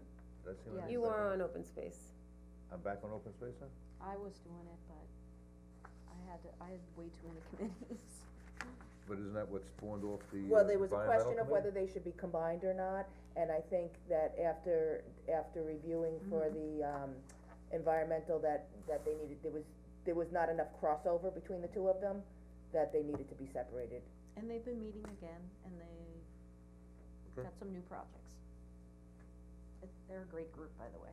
I know, I worked with them for 8 years, but we did one project, I was and sorry we to ran give out of them money. up. I really like that group. And Jim, if they have issues with it, just give me a call, let me know, and we can, if something needs to get changed around when you review it. But you're okay separating them out? I Okay. wasn't in favor of putting them together. Okay, all right, I very just knew good. that there was environmental Well, that then was it's all spawning. good. Then you got your wish. Well, I put my wish list of committees I wanted to serve on, and that wasn't one of them, but I'll go back on it. All right, well, thank you, I appreciate that then. Okay, for resolutions, accept resignation by member of the alternate transportation go committee. here. That's George Bartnick, Yeah, Yes, and is that from that he's been a committee? great member of the committee, we're sorry to see him go. 2 is appoints an unpaid intern to the sewer district. 3 is terminates a probationary employee. 4 Terminating somebody? is reclassifies the position of a network and systems technician. We did talk about that in executive session, Yes. like a week or two. I just don't like the terminology. 5 is accepts the retirement of a heavy equipment operator. 6 is accepts the resignation of a water treatment plant operator trainee. 7 is amends resolution, number 209-9. 8 is Riverhead Parking Study Project, number 7. 2019-9, what's that? The, This was a salary resolution. it's for, I think it's for deputy, Yeah, there's in an the error highway, of Mike Zelinski's salary, this is just the correct. January first Right. meeting. Okay. We had to correct it. Where am I up to? I'm up to 8? You just Um, did 8. Okay. I don't know if I did that. Riverhead Parking Study Project number 71802, budget adoption. 9 is approves rejection of bids and authorizes, rebidding, installation of the water mains and apertures. Riverhead Lofts, 221 East Main Street, Riverhead Water District. 10 is authorizes, Lawrence Levy doing business as On-Site Productions, Num Prong Tung, to provide additional cablecast production services regarding the Engineers Department stormwater recycling presentation at the Roanoke Elementary School, 540 Roanoke Avenue, Riverhead, on January 15th, and contractual payment for services rendered. 11 is a local law to adopt amendment to procurement policy to general municipal law. What is that? That is adding the, bidders need to have the sexual harassment policy, for their company. Yeah, we already had a post and publish and a public hearing on it. So this is just the adopt resolution. 12 is authorizes supervisor to execute an agreement. It's for the DJ, Uh, for the senior center. 13 is classified action pursuant to SECR as an unlisted action and refers to involved agencies with a request for lead agency status for a site plan application known as Eastern Wholesale Fence, 301 Scott Avenue, Calverton, New York, Suffolk County Tax Map 600-135.2-1-6. 14 is authorizes the supervisor to execute an agreement with Family Service League for employee assistance program. 15 is secret resolution regarding New York State DOT Safe Routes to School project. It's still moving forward, hopefully we can get Oh, a shovel yes, in the yeah. ground, for this summer, so that it'll be ready for the Yeah. following school year. Well, we had all the problems on Cranberry Street, cause nobody could figure out which way they wanted to go, whether one-way, two-way, and where the sidewalks were going, and, Sign of the flooding problem there. yeah. But it is moving forward, like I said, so hopefully we'll have a shovel in the ground, for that, during this summer. Yeah, well, we worked on that with the school district to get the sidewalks coming up from Harrison Avenue and then wrapping around to School Street on the middle school property. 16 is authorizes the filing of an application, supplement for electronic waste assistant grant under the New York State Assistance from the Household Hazardous Waste State Assistance Program and signing of the associated state contract under the appropriate law of New York State. 17 is authorizes the filing of an application for New York State Assistance from the Housing Hazardous Waste State Assistance Program and signing of the associated state contract under the appropriate law of New York State. 18 is appoints anti-bias task force members and officers. 19 is establishes date of annual Riverhead Litter Awareness and Cleanup Day, and that will be May 4th. 20 is extends bid contract non-pro-tunc for propane fuel. 21 is authorized service agreement non-pro-tunc with telelanguage for Riverhead Town Justice Court. 22 is authorized authorization to publish advertisement for exterminating services for the town of Riverhead. 23 is awards bid Hotel Indigo Sewer Extension, Riverhead Sewer District. 24 is a budget transfer. 25 is adopt local law to amend chapter 301 entitled Zoning and Land Development of the Riverhead Town Code. This is the mortgage and default registry. 26 is reappoints members to the Town of Riverhead Helicopter Noise Task Force. And 27th is awards request for proposal for management and operation of the Town of Riverhead Mortgage and Default Registry to Property Registration Champions, doing business as pro-champs. That's it. So. That's it for now. That's it for now. So we will move on now to the 2019 salaries and building fees follow-up. Okay, boys and girls, you're up. And Bill, we'll have you come up for.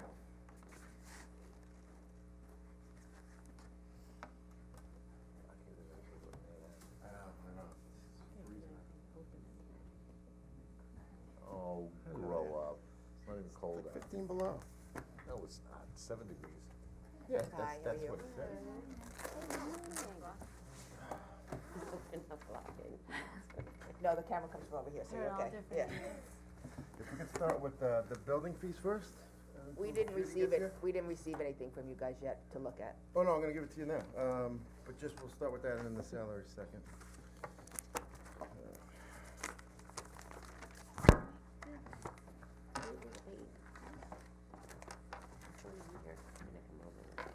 Ray, there's just the mic there, so just. Sorry. Thank you. Okay. I just did that just to wake Larry up. Just take, one and pass it around. This is, Yes, sir. This is our reference from, last week. Last thing is this. What I did was I broke down the revenue. Here, just take one and pass it down. This will show you the changes, from 17 to 18 with the fees and what the revenue was. What I added in there was the senior center. What are we looking at now? Okay,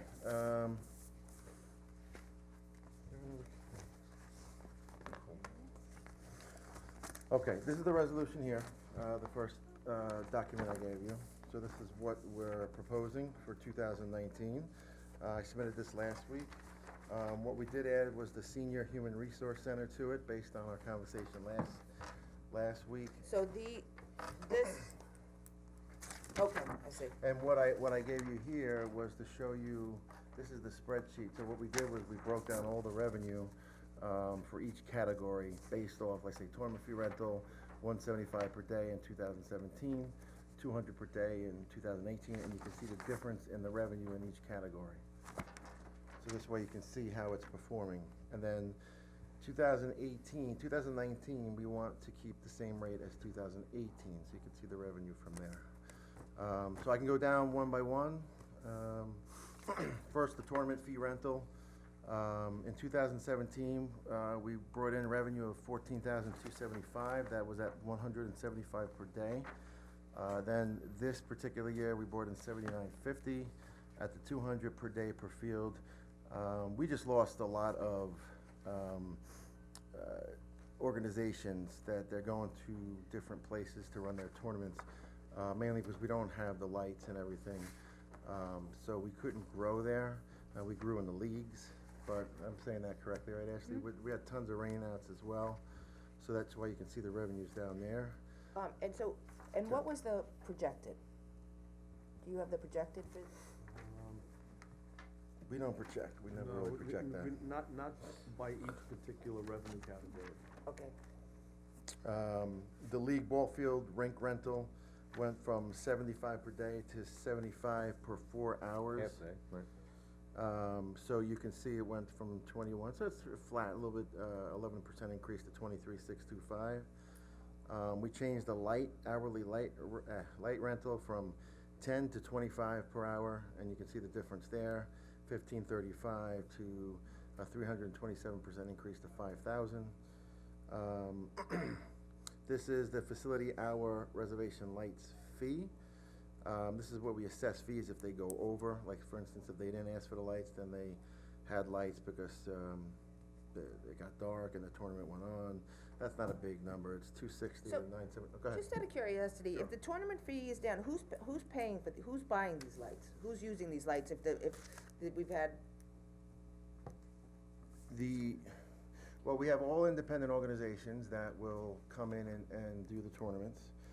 And if they need lights, we provide that as well. So they're mainly Like a outside practice organization, or yeah. a league. The hockey rink uses lights too. Okay, so it's not tournaments that are using the lights, somebody, Right, so- just because there's no practice lights. and thing. No. For them, so. My son used to have lacrosse practice at the hockey rink. Yeah, Yes, that's Yeah, actually a good venture they for use that. that. Yeah. So, But the even fee, leagues, the fee for the rink rental or the ball rental, does not include the lights, it'd be an additional charge if you Correct. need the lights. right. yeah. Okay. And the main thing of the lights this year is most likely, well, not most likely, was the league that runs the Stonsky Park Adult League during the week, so they use the lights. Right, the That's softball, the softball, yeah, the old time league. Yeah, Yes, like yes, me. that's, well, they used to call it the beer league, now it's the fun league. Just a different, It's a better name.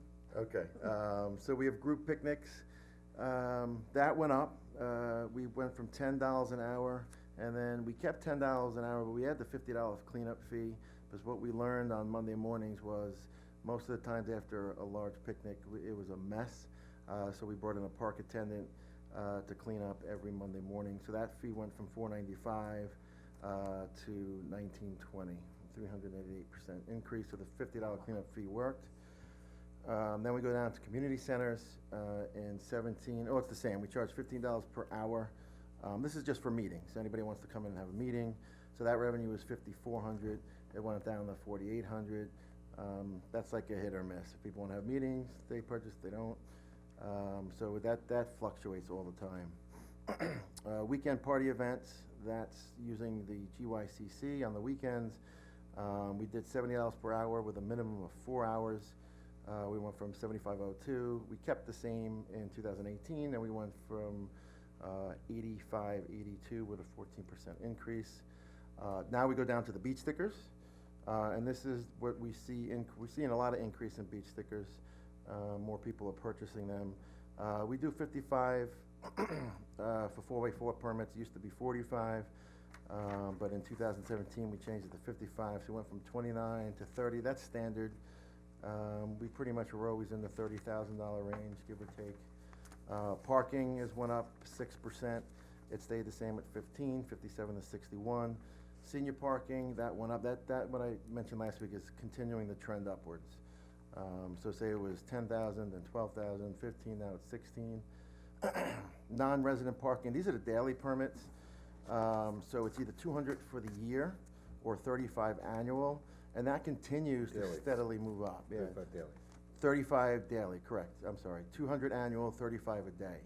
So in 17, we 49.7, 18, 56,115, and that continually that's on a trend going upwards. Boat ramp parking, this is something that we did establish 2 years ago. We didn't have revenue for this because it was a state-owned.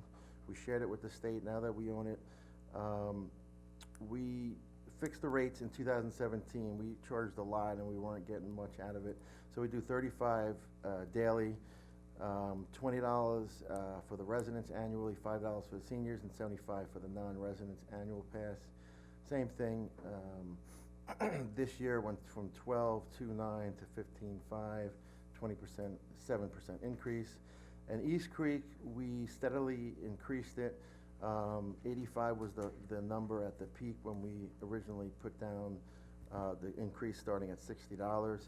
So you can see we were 226 in 17 and then 280 this particular year.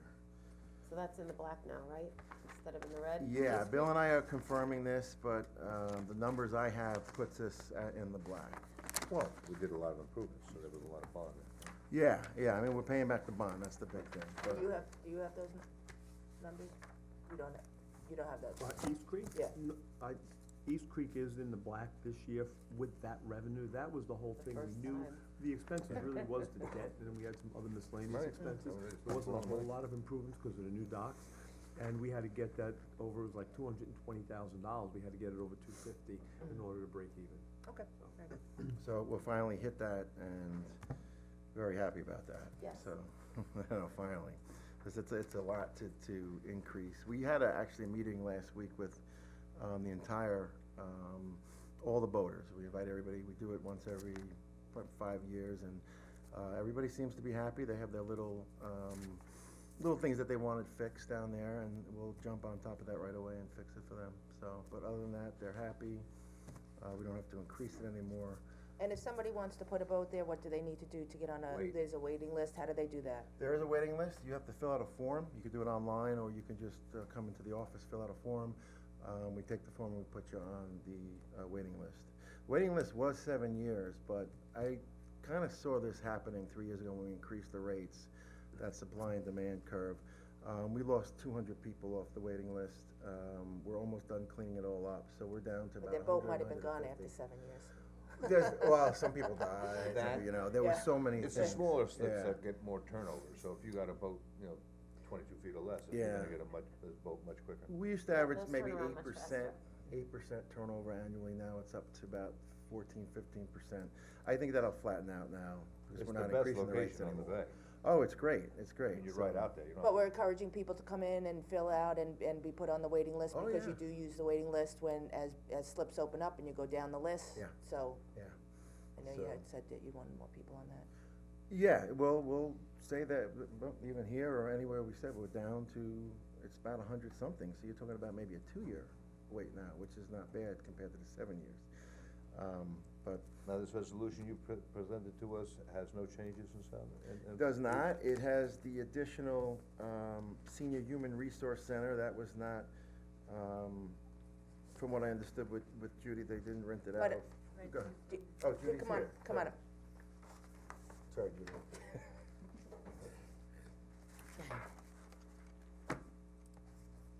She snuck in. I'm sure you're gonna get places like the Moose, and the VFW, and the American Legion, and the Masonic Wall that rent their places, and say, where does the town compete with me? And the senior center's a beautiful facility to rent. I know, Yeah. I want my funeral there. Okay, Your funeral there? All right, we'll make a note of that, too.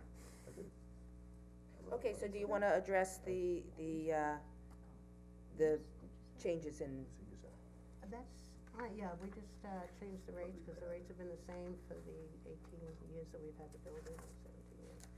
So we went from $250 for 4 hours to $125 per hour, residents only for the dining room.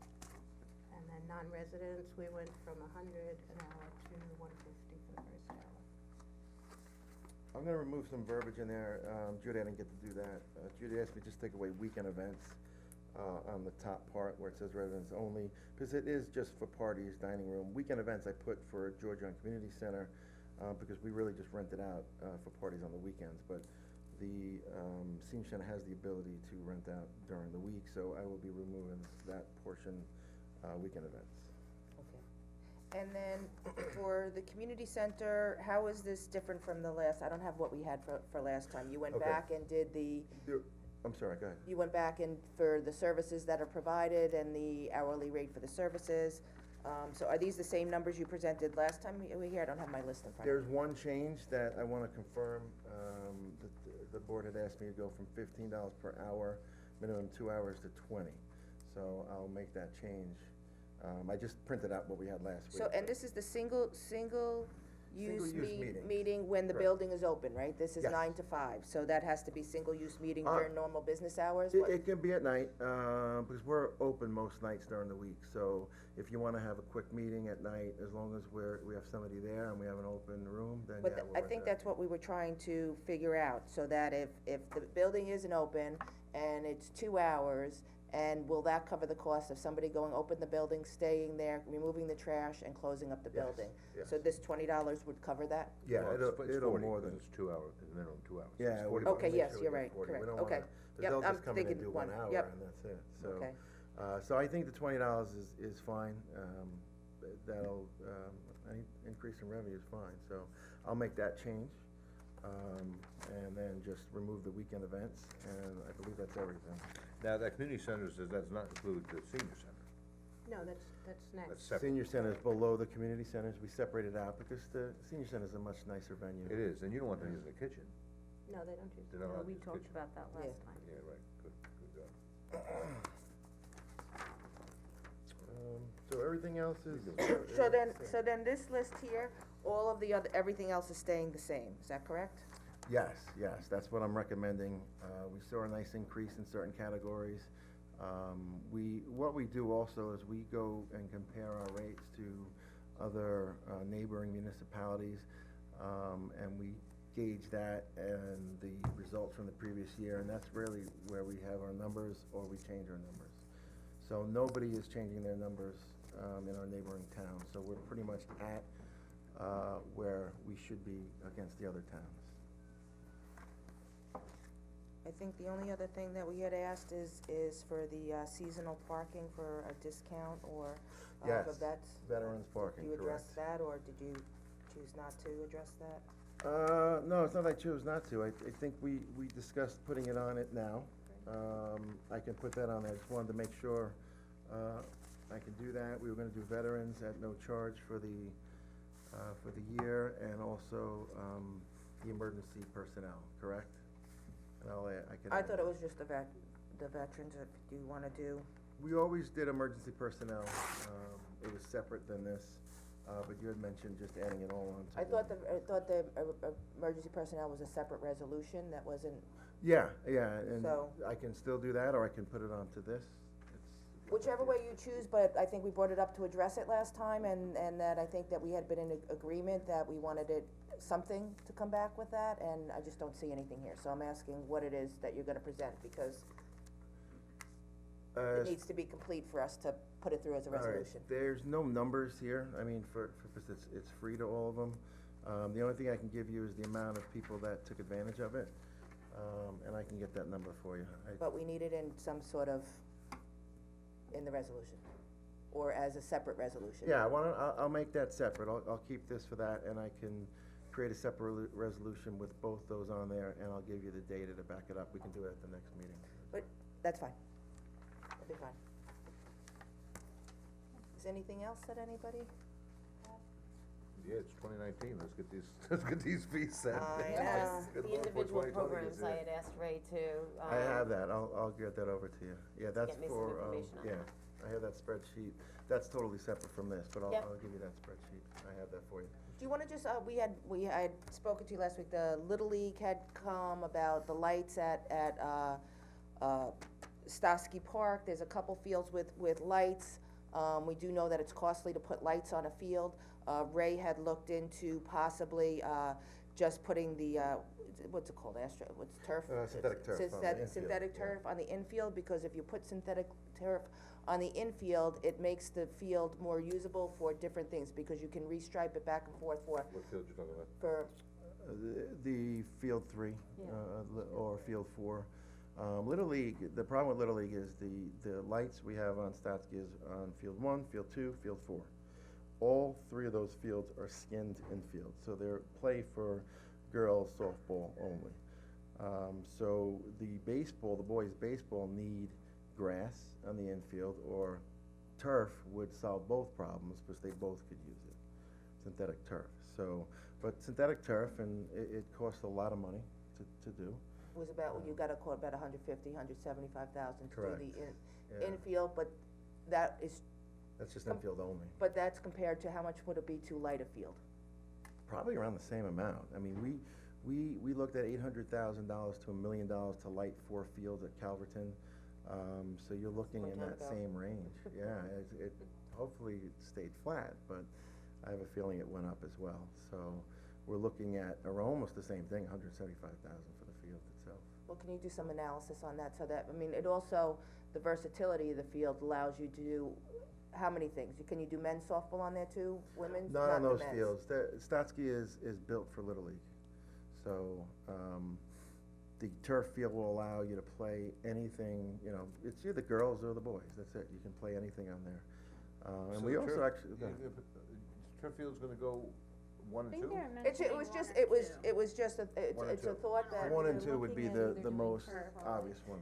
I think before we spend $150,000, $175,000 on turf, we need to fix the road to get back to the parking lot and do the parking lot back there. Stotsky Park needs some work, it does. Yeah. And I agree with you 100% on that. Well, We it's did the end of it. repair it, but we have to repair it every year. It's terrible. Yeah. No, it's, Sinkholes and, yeah, that's the first thing that needs to get done that. This was just somebody approached us about it, Ray had looked It was a into grant. it, but it was a grant that. it was a yeah. possible Right. grant that somebody had, so I just wanted to share with the board, cause in case there's any questions Well, what's about the what grant? that was. Yeah, if you could just bring back the information. It's like- just a $20,000 grant that we Yeah. covered. Yeah, they were looking at a We- grant. Actually, Please, Originally, we thought it would be we have a less. really thriving Little League program in Riverhead. We and do, I- and it's increased, They're, yeah. they just don't have enough fields, we've so just it'd what be we great if did we down the could road. figure something out for them.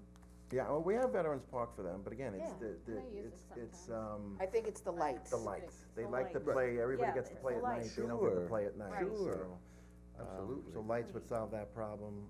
We had a Also, the championship team. versatility of the fields, I think. Extra because usage of those fields Yeah. up at EPCA would probably pay for the lights, to be honest with you. If we put turf's the answer, but it's also very expensive, so you gotta figure out, you know, right now, we need it, but we're gonna have to get along without it, like we've been doing, so. And then Never it'll know. come, someday it'll come, you know, someday we'll have the money to do it, but for now, it is what it is. But we're working with Little League too, they said instead they want a batting cage, like a state-of-the-art batting cage, we can work with on that until the next grant cycle, which is this year, it's in It's August quarterly. again, yeah. So we can look at it again, we're gonna work with Jeremy and Dawn and figure out something for Little League. Okay, good. That would be good. There 'cause is a that's batting cage that's there, isn't a large there? portion of our community. Yeah, they wanted an update, like a brand new one with a new machine, stuff like that, so that won't cost much at all, it's like $3,000 for the Okay, machine, so I great. told Jeremy, we'll definitely work with him. Jeremy is Good. great with He Little is League, great, he really yeah. is, and so we're willing to help him any way we can, it's all Good. residents, so. Very good. All right, anything else from you guys? We just have the salary portion. Okay, please.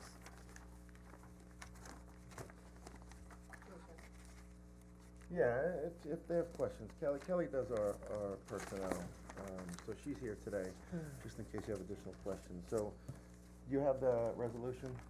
What I did was. Approved. Yeah, based on the questions last week, I did a breakout of a 2%, what the percentage would be with the markup, and, I did like a 2020, 21, 22 with the 2% increase, so you kinda see what it would play out. What's hurting us, obviously, is the minimum wage continues, let me just take one. Minimum wage continues to, increase, which places, burdens on the other categories. I think, let me give one to Bill. Yeah, I Did you forget, get- we should have a few left. I printed at least 12 or 15 of them, we can just go over mine. And you're with. So on the spreadsheet it's what we're proposing for 2019. So, and you see the 2018 numbers. Now, The top number is, we went from 11 to 12, that's our, recreation aid, that's the entry-level position. Minimum wage moved up to 12, so we increased it, it's a 9% increase. This, what it would look like based on our suggestions, we raised everything else accordingly, 11.50 to 12.50, 12 to 13, 12.50, 13.50. Is this what you presented last week? Yeah, but I'm showing you the percentages and then. But it's the exact same numbers, correct? Yeah, but below, then I did 2% based on Okay. your, so that's what you're looking at now. Below is 2018, with the proposed 2019 at a 2%, increase. So 11 to 12, obviously, we have to keep, and then you go from we'll round off the numbers, but 11.50 to 11.75, 12.25. It's gotta be 12, doesn't it? Well, yeah, we'd have to increase that. See, but as you move on, the numbers are gonna they fluctuate so much, it's gonna look, As long as we're over 12 though, and if the numbers from 2018 increased by 2% and they're over 12, then Well, that's the good. If recreation they're under aid, 12, one then park just bring it up attendant to 12. is a 109%. Right, so if you did, is the Rec Aid 2 at 12.15, right, then all the No, rest no. of the numbers work. well, yeah, we will increase it accordingly to make it over 12, the Rec Aid 2. But then the rest, they're gonna be very close to the other, categories. And so it could present a problem down the road as the 2% continues. And I showed that here, 2020, 21, 22. And that's not, I believe, isn't minimum wage going up again? It is, it's going up each and every year. So that's what the Then you numbers would have, look like. Yeah, Go like ahead. a different job title that should be paid at a higher rate, and they're coming closer and closer together, so that the entry level. But I think that's the And- whole point of raising the minimum wage, is to get somebody at a lower level up to Right. what everybody But- else is earning. You can't though, It you would- can't be a recreation leader without having Right. the right, the minimum Qualifications. requirements. Right. It would But be you very could be a difficult rec as to aide recruit if we're with paying nothing. less. So Oh, there I should be know a you have little to bit go of with a, minimum the wage, distinction but you between certainly have to pay your people that have been there for 3 or 4 seasons, that are maybe a little more educated, a Yeah. little more than what the Yeah, person coming and in. some people would make less with their 2% increase. It would create a huge windfall, and it would be difficult for us to Why is this keep one people and hire people. 1173? It's 2%. It's 2%. Of the limit. But, actually what 2% is, but But- it Gotta go up to has to 12. go higher, it has to go Right. above. So maybe if you figured out, like, on the lower level, the people that were making $10 and $11, like, what percentage brought them up to $12 to the minimum wage, and then you looked at the other salaries and bring them up the same percentage. It was about 9%. That's what we did, that's what Okay. we did, and the top part reflects that. So Okay, 9%, across the board, if we added $1 to it, well, 8%, 7%, but it's equivalent to the amount of dollars that we increased it. Bill, how are other industries dealing with this? Do you know with the minimum wage increase with this type of, Yeah, when these raises go up this much, whether they just don't have a job done, I'm not really sure. I mean, we're in a position where, you're right, if you have a recreation aid that now is above minimum wage, how do you get the next person to work? They're gonna go somewhere else. You're not gonna make, every salary really has to go up in order to accommodate that. but A I'm not, bottom person coming in can't make more than someone that's there doing more complicated work, or It's been there for a few years. Right, just because they're alive.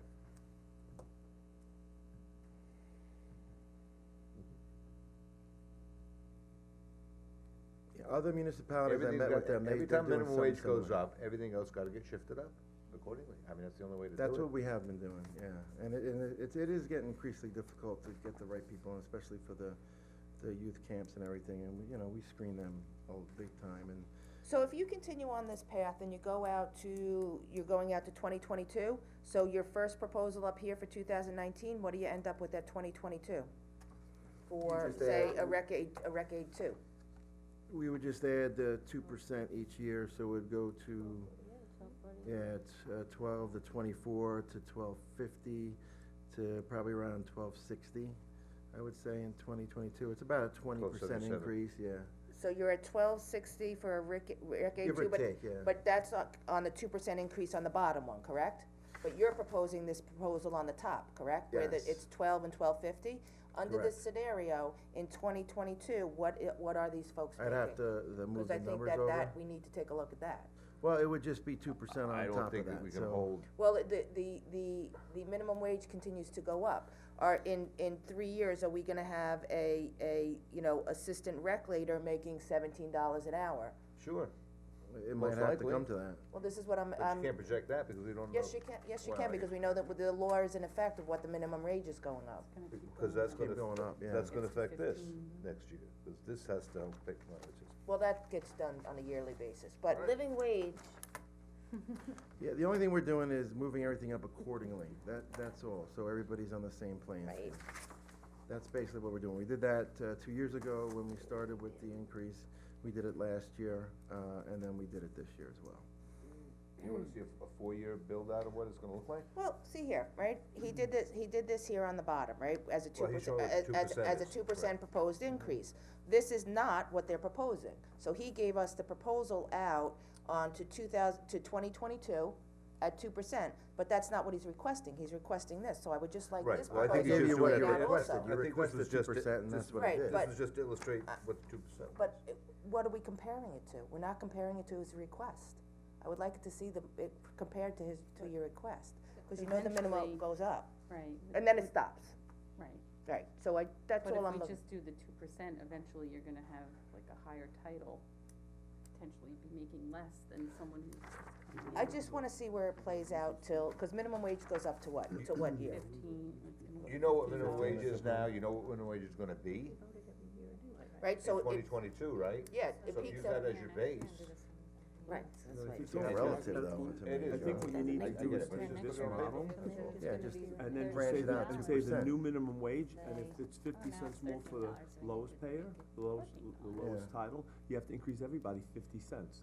They won't get the same That's what we're percentage doing, rate, but yeah. at least they'll still be 30 cents higher than the title below them. Well, that's what we're doing in this model, and that's what we'll That do, makes sense. continue to do. Yep. That's exactly what this model So is. you see how it goes down to 7% here, they're getting a Yeah, but low they're still percentage, getting but only they're $1 still, more, they're still yeah. keeping that gap between the Right. position below them. Which was a concern. Yeah, which we feel strong that this is So- the model to do. Let's do that. That works. And we're following other municipalities too. The only other municipality that's staying with minimum wage is Patchogue, for their, people in the pools and stuff like that. They have very small staff. What is they- starting minimum wage right now? $10? 12. 12. Just went up to. $12 an hour is Yeah. minimum wage? Yeah. Oh, good lord. It's Yeah. going up to 15 at some point. So that's the proposed, that we could just continue to follow in this formula, this Yeah. model. It's really a problem for like the manufacturing industry with the guys that are working on the lower scale in the manufacturing industry that were making $12 or $15 an hour, and now they can not do all that hard labor and go work at McDonald's for $12 an hour. Well, that's the thing, we're competing against McDonald's. A lot Yeah. of people went to McDonald's, believe it or Yeah, not, they last can't work a year. lot of hours at McDonald's because they lose assistants. And speaking of trying to attract people, are you guys planning to have a table at the job fair? The Chamber of Commerce and the school district are having a job fair. We in the do spring. every year, so as long as Okay. we get that. We just went to a Yeah. job fair at the library, I believe. Yeah, but there's we- one coming up in the spring at the high school, I think. Oh, we'll definitely be there. We need to Yeah. we've had trouble recruiting people over the last 2 years, and we're scraping the bottom of the barrel, so we really wanna branch out, get creative, and try to get the top Who's people. at the for bottom this. of the barrel, right? Who? People like me, you know, bottom of the barrel. What's People the that don't wanna 16 be there. up?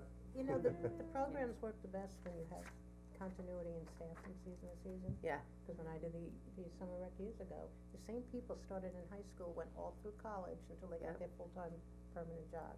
And that's important, it's what makes the, program work. sure. It is, and the kids get But you're used not to gonna pay that, them those 50 cents Yeah, counselors, and they minimum wanna wage come back, they job. ask for the counselors. Yeah, they do. Yeah, yeah. Ain't gonna happen.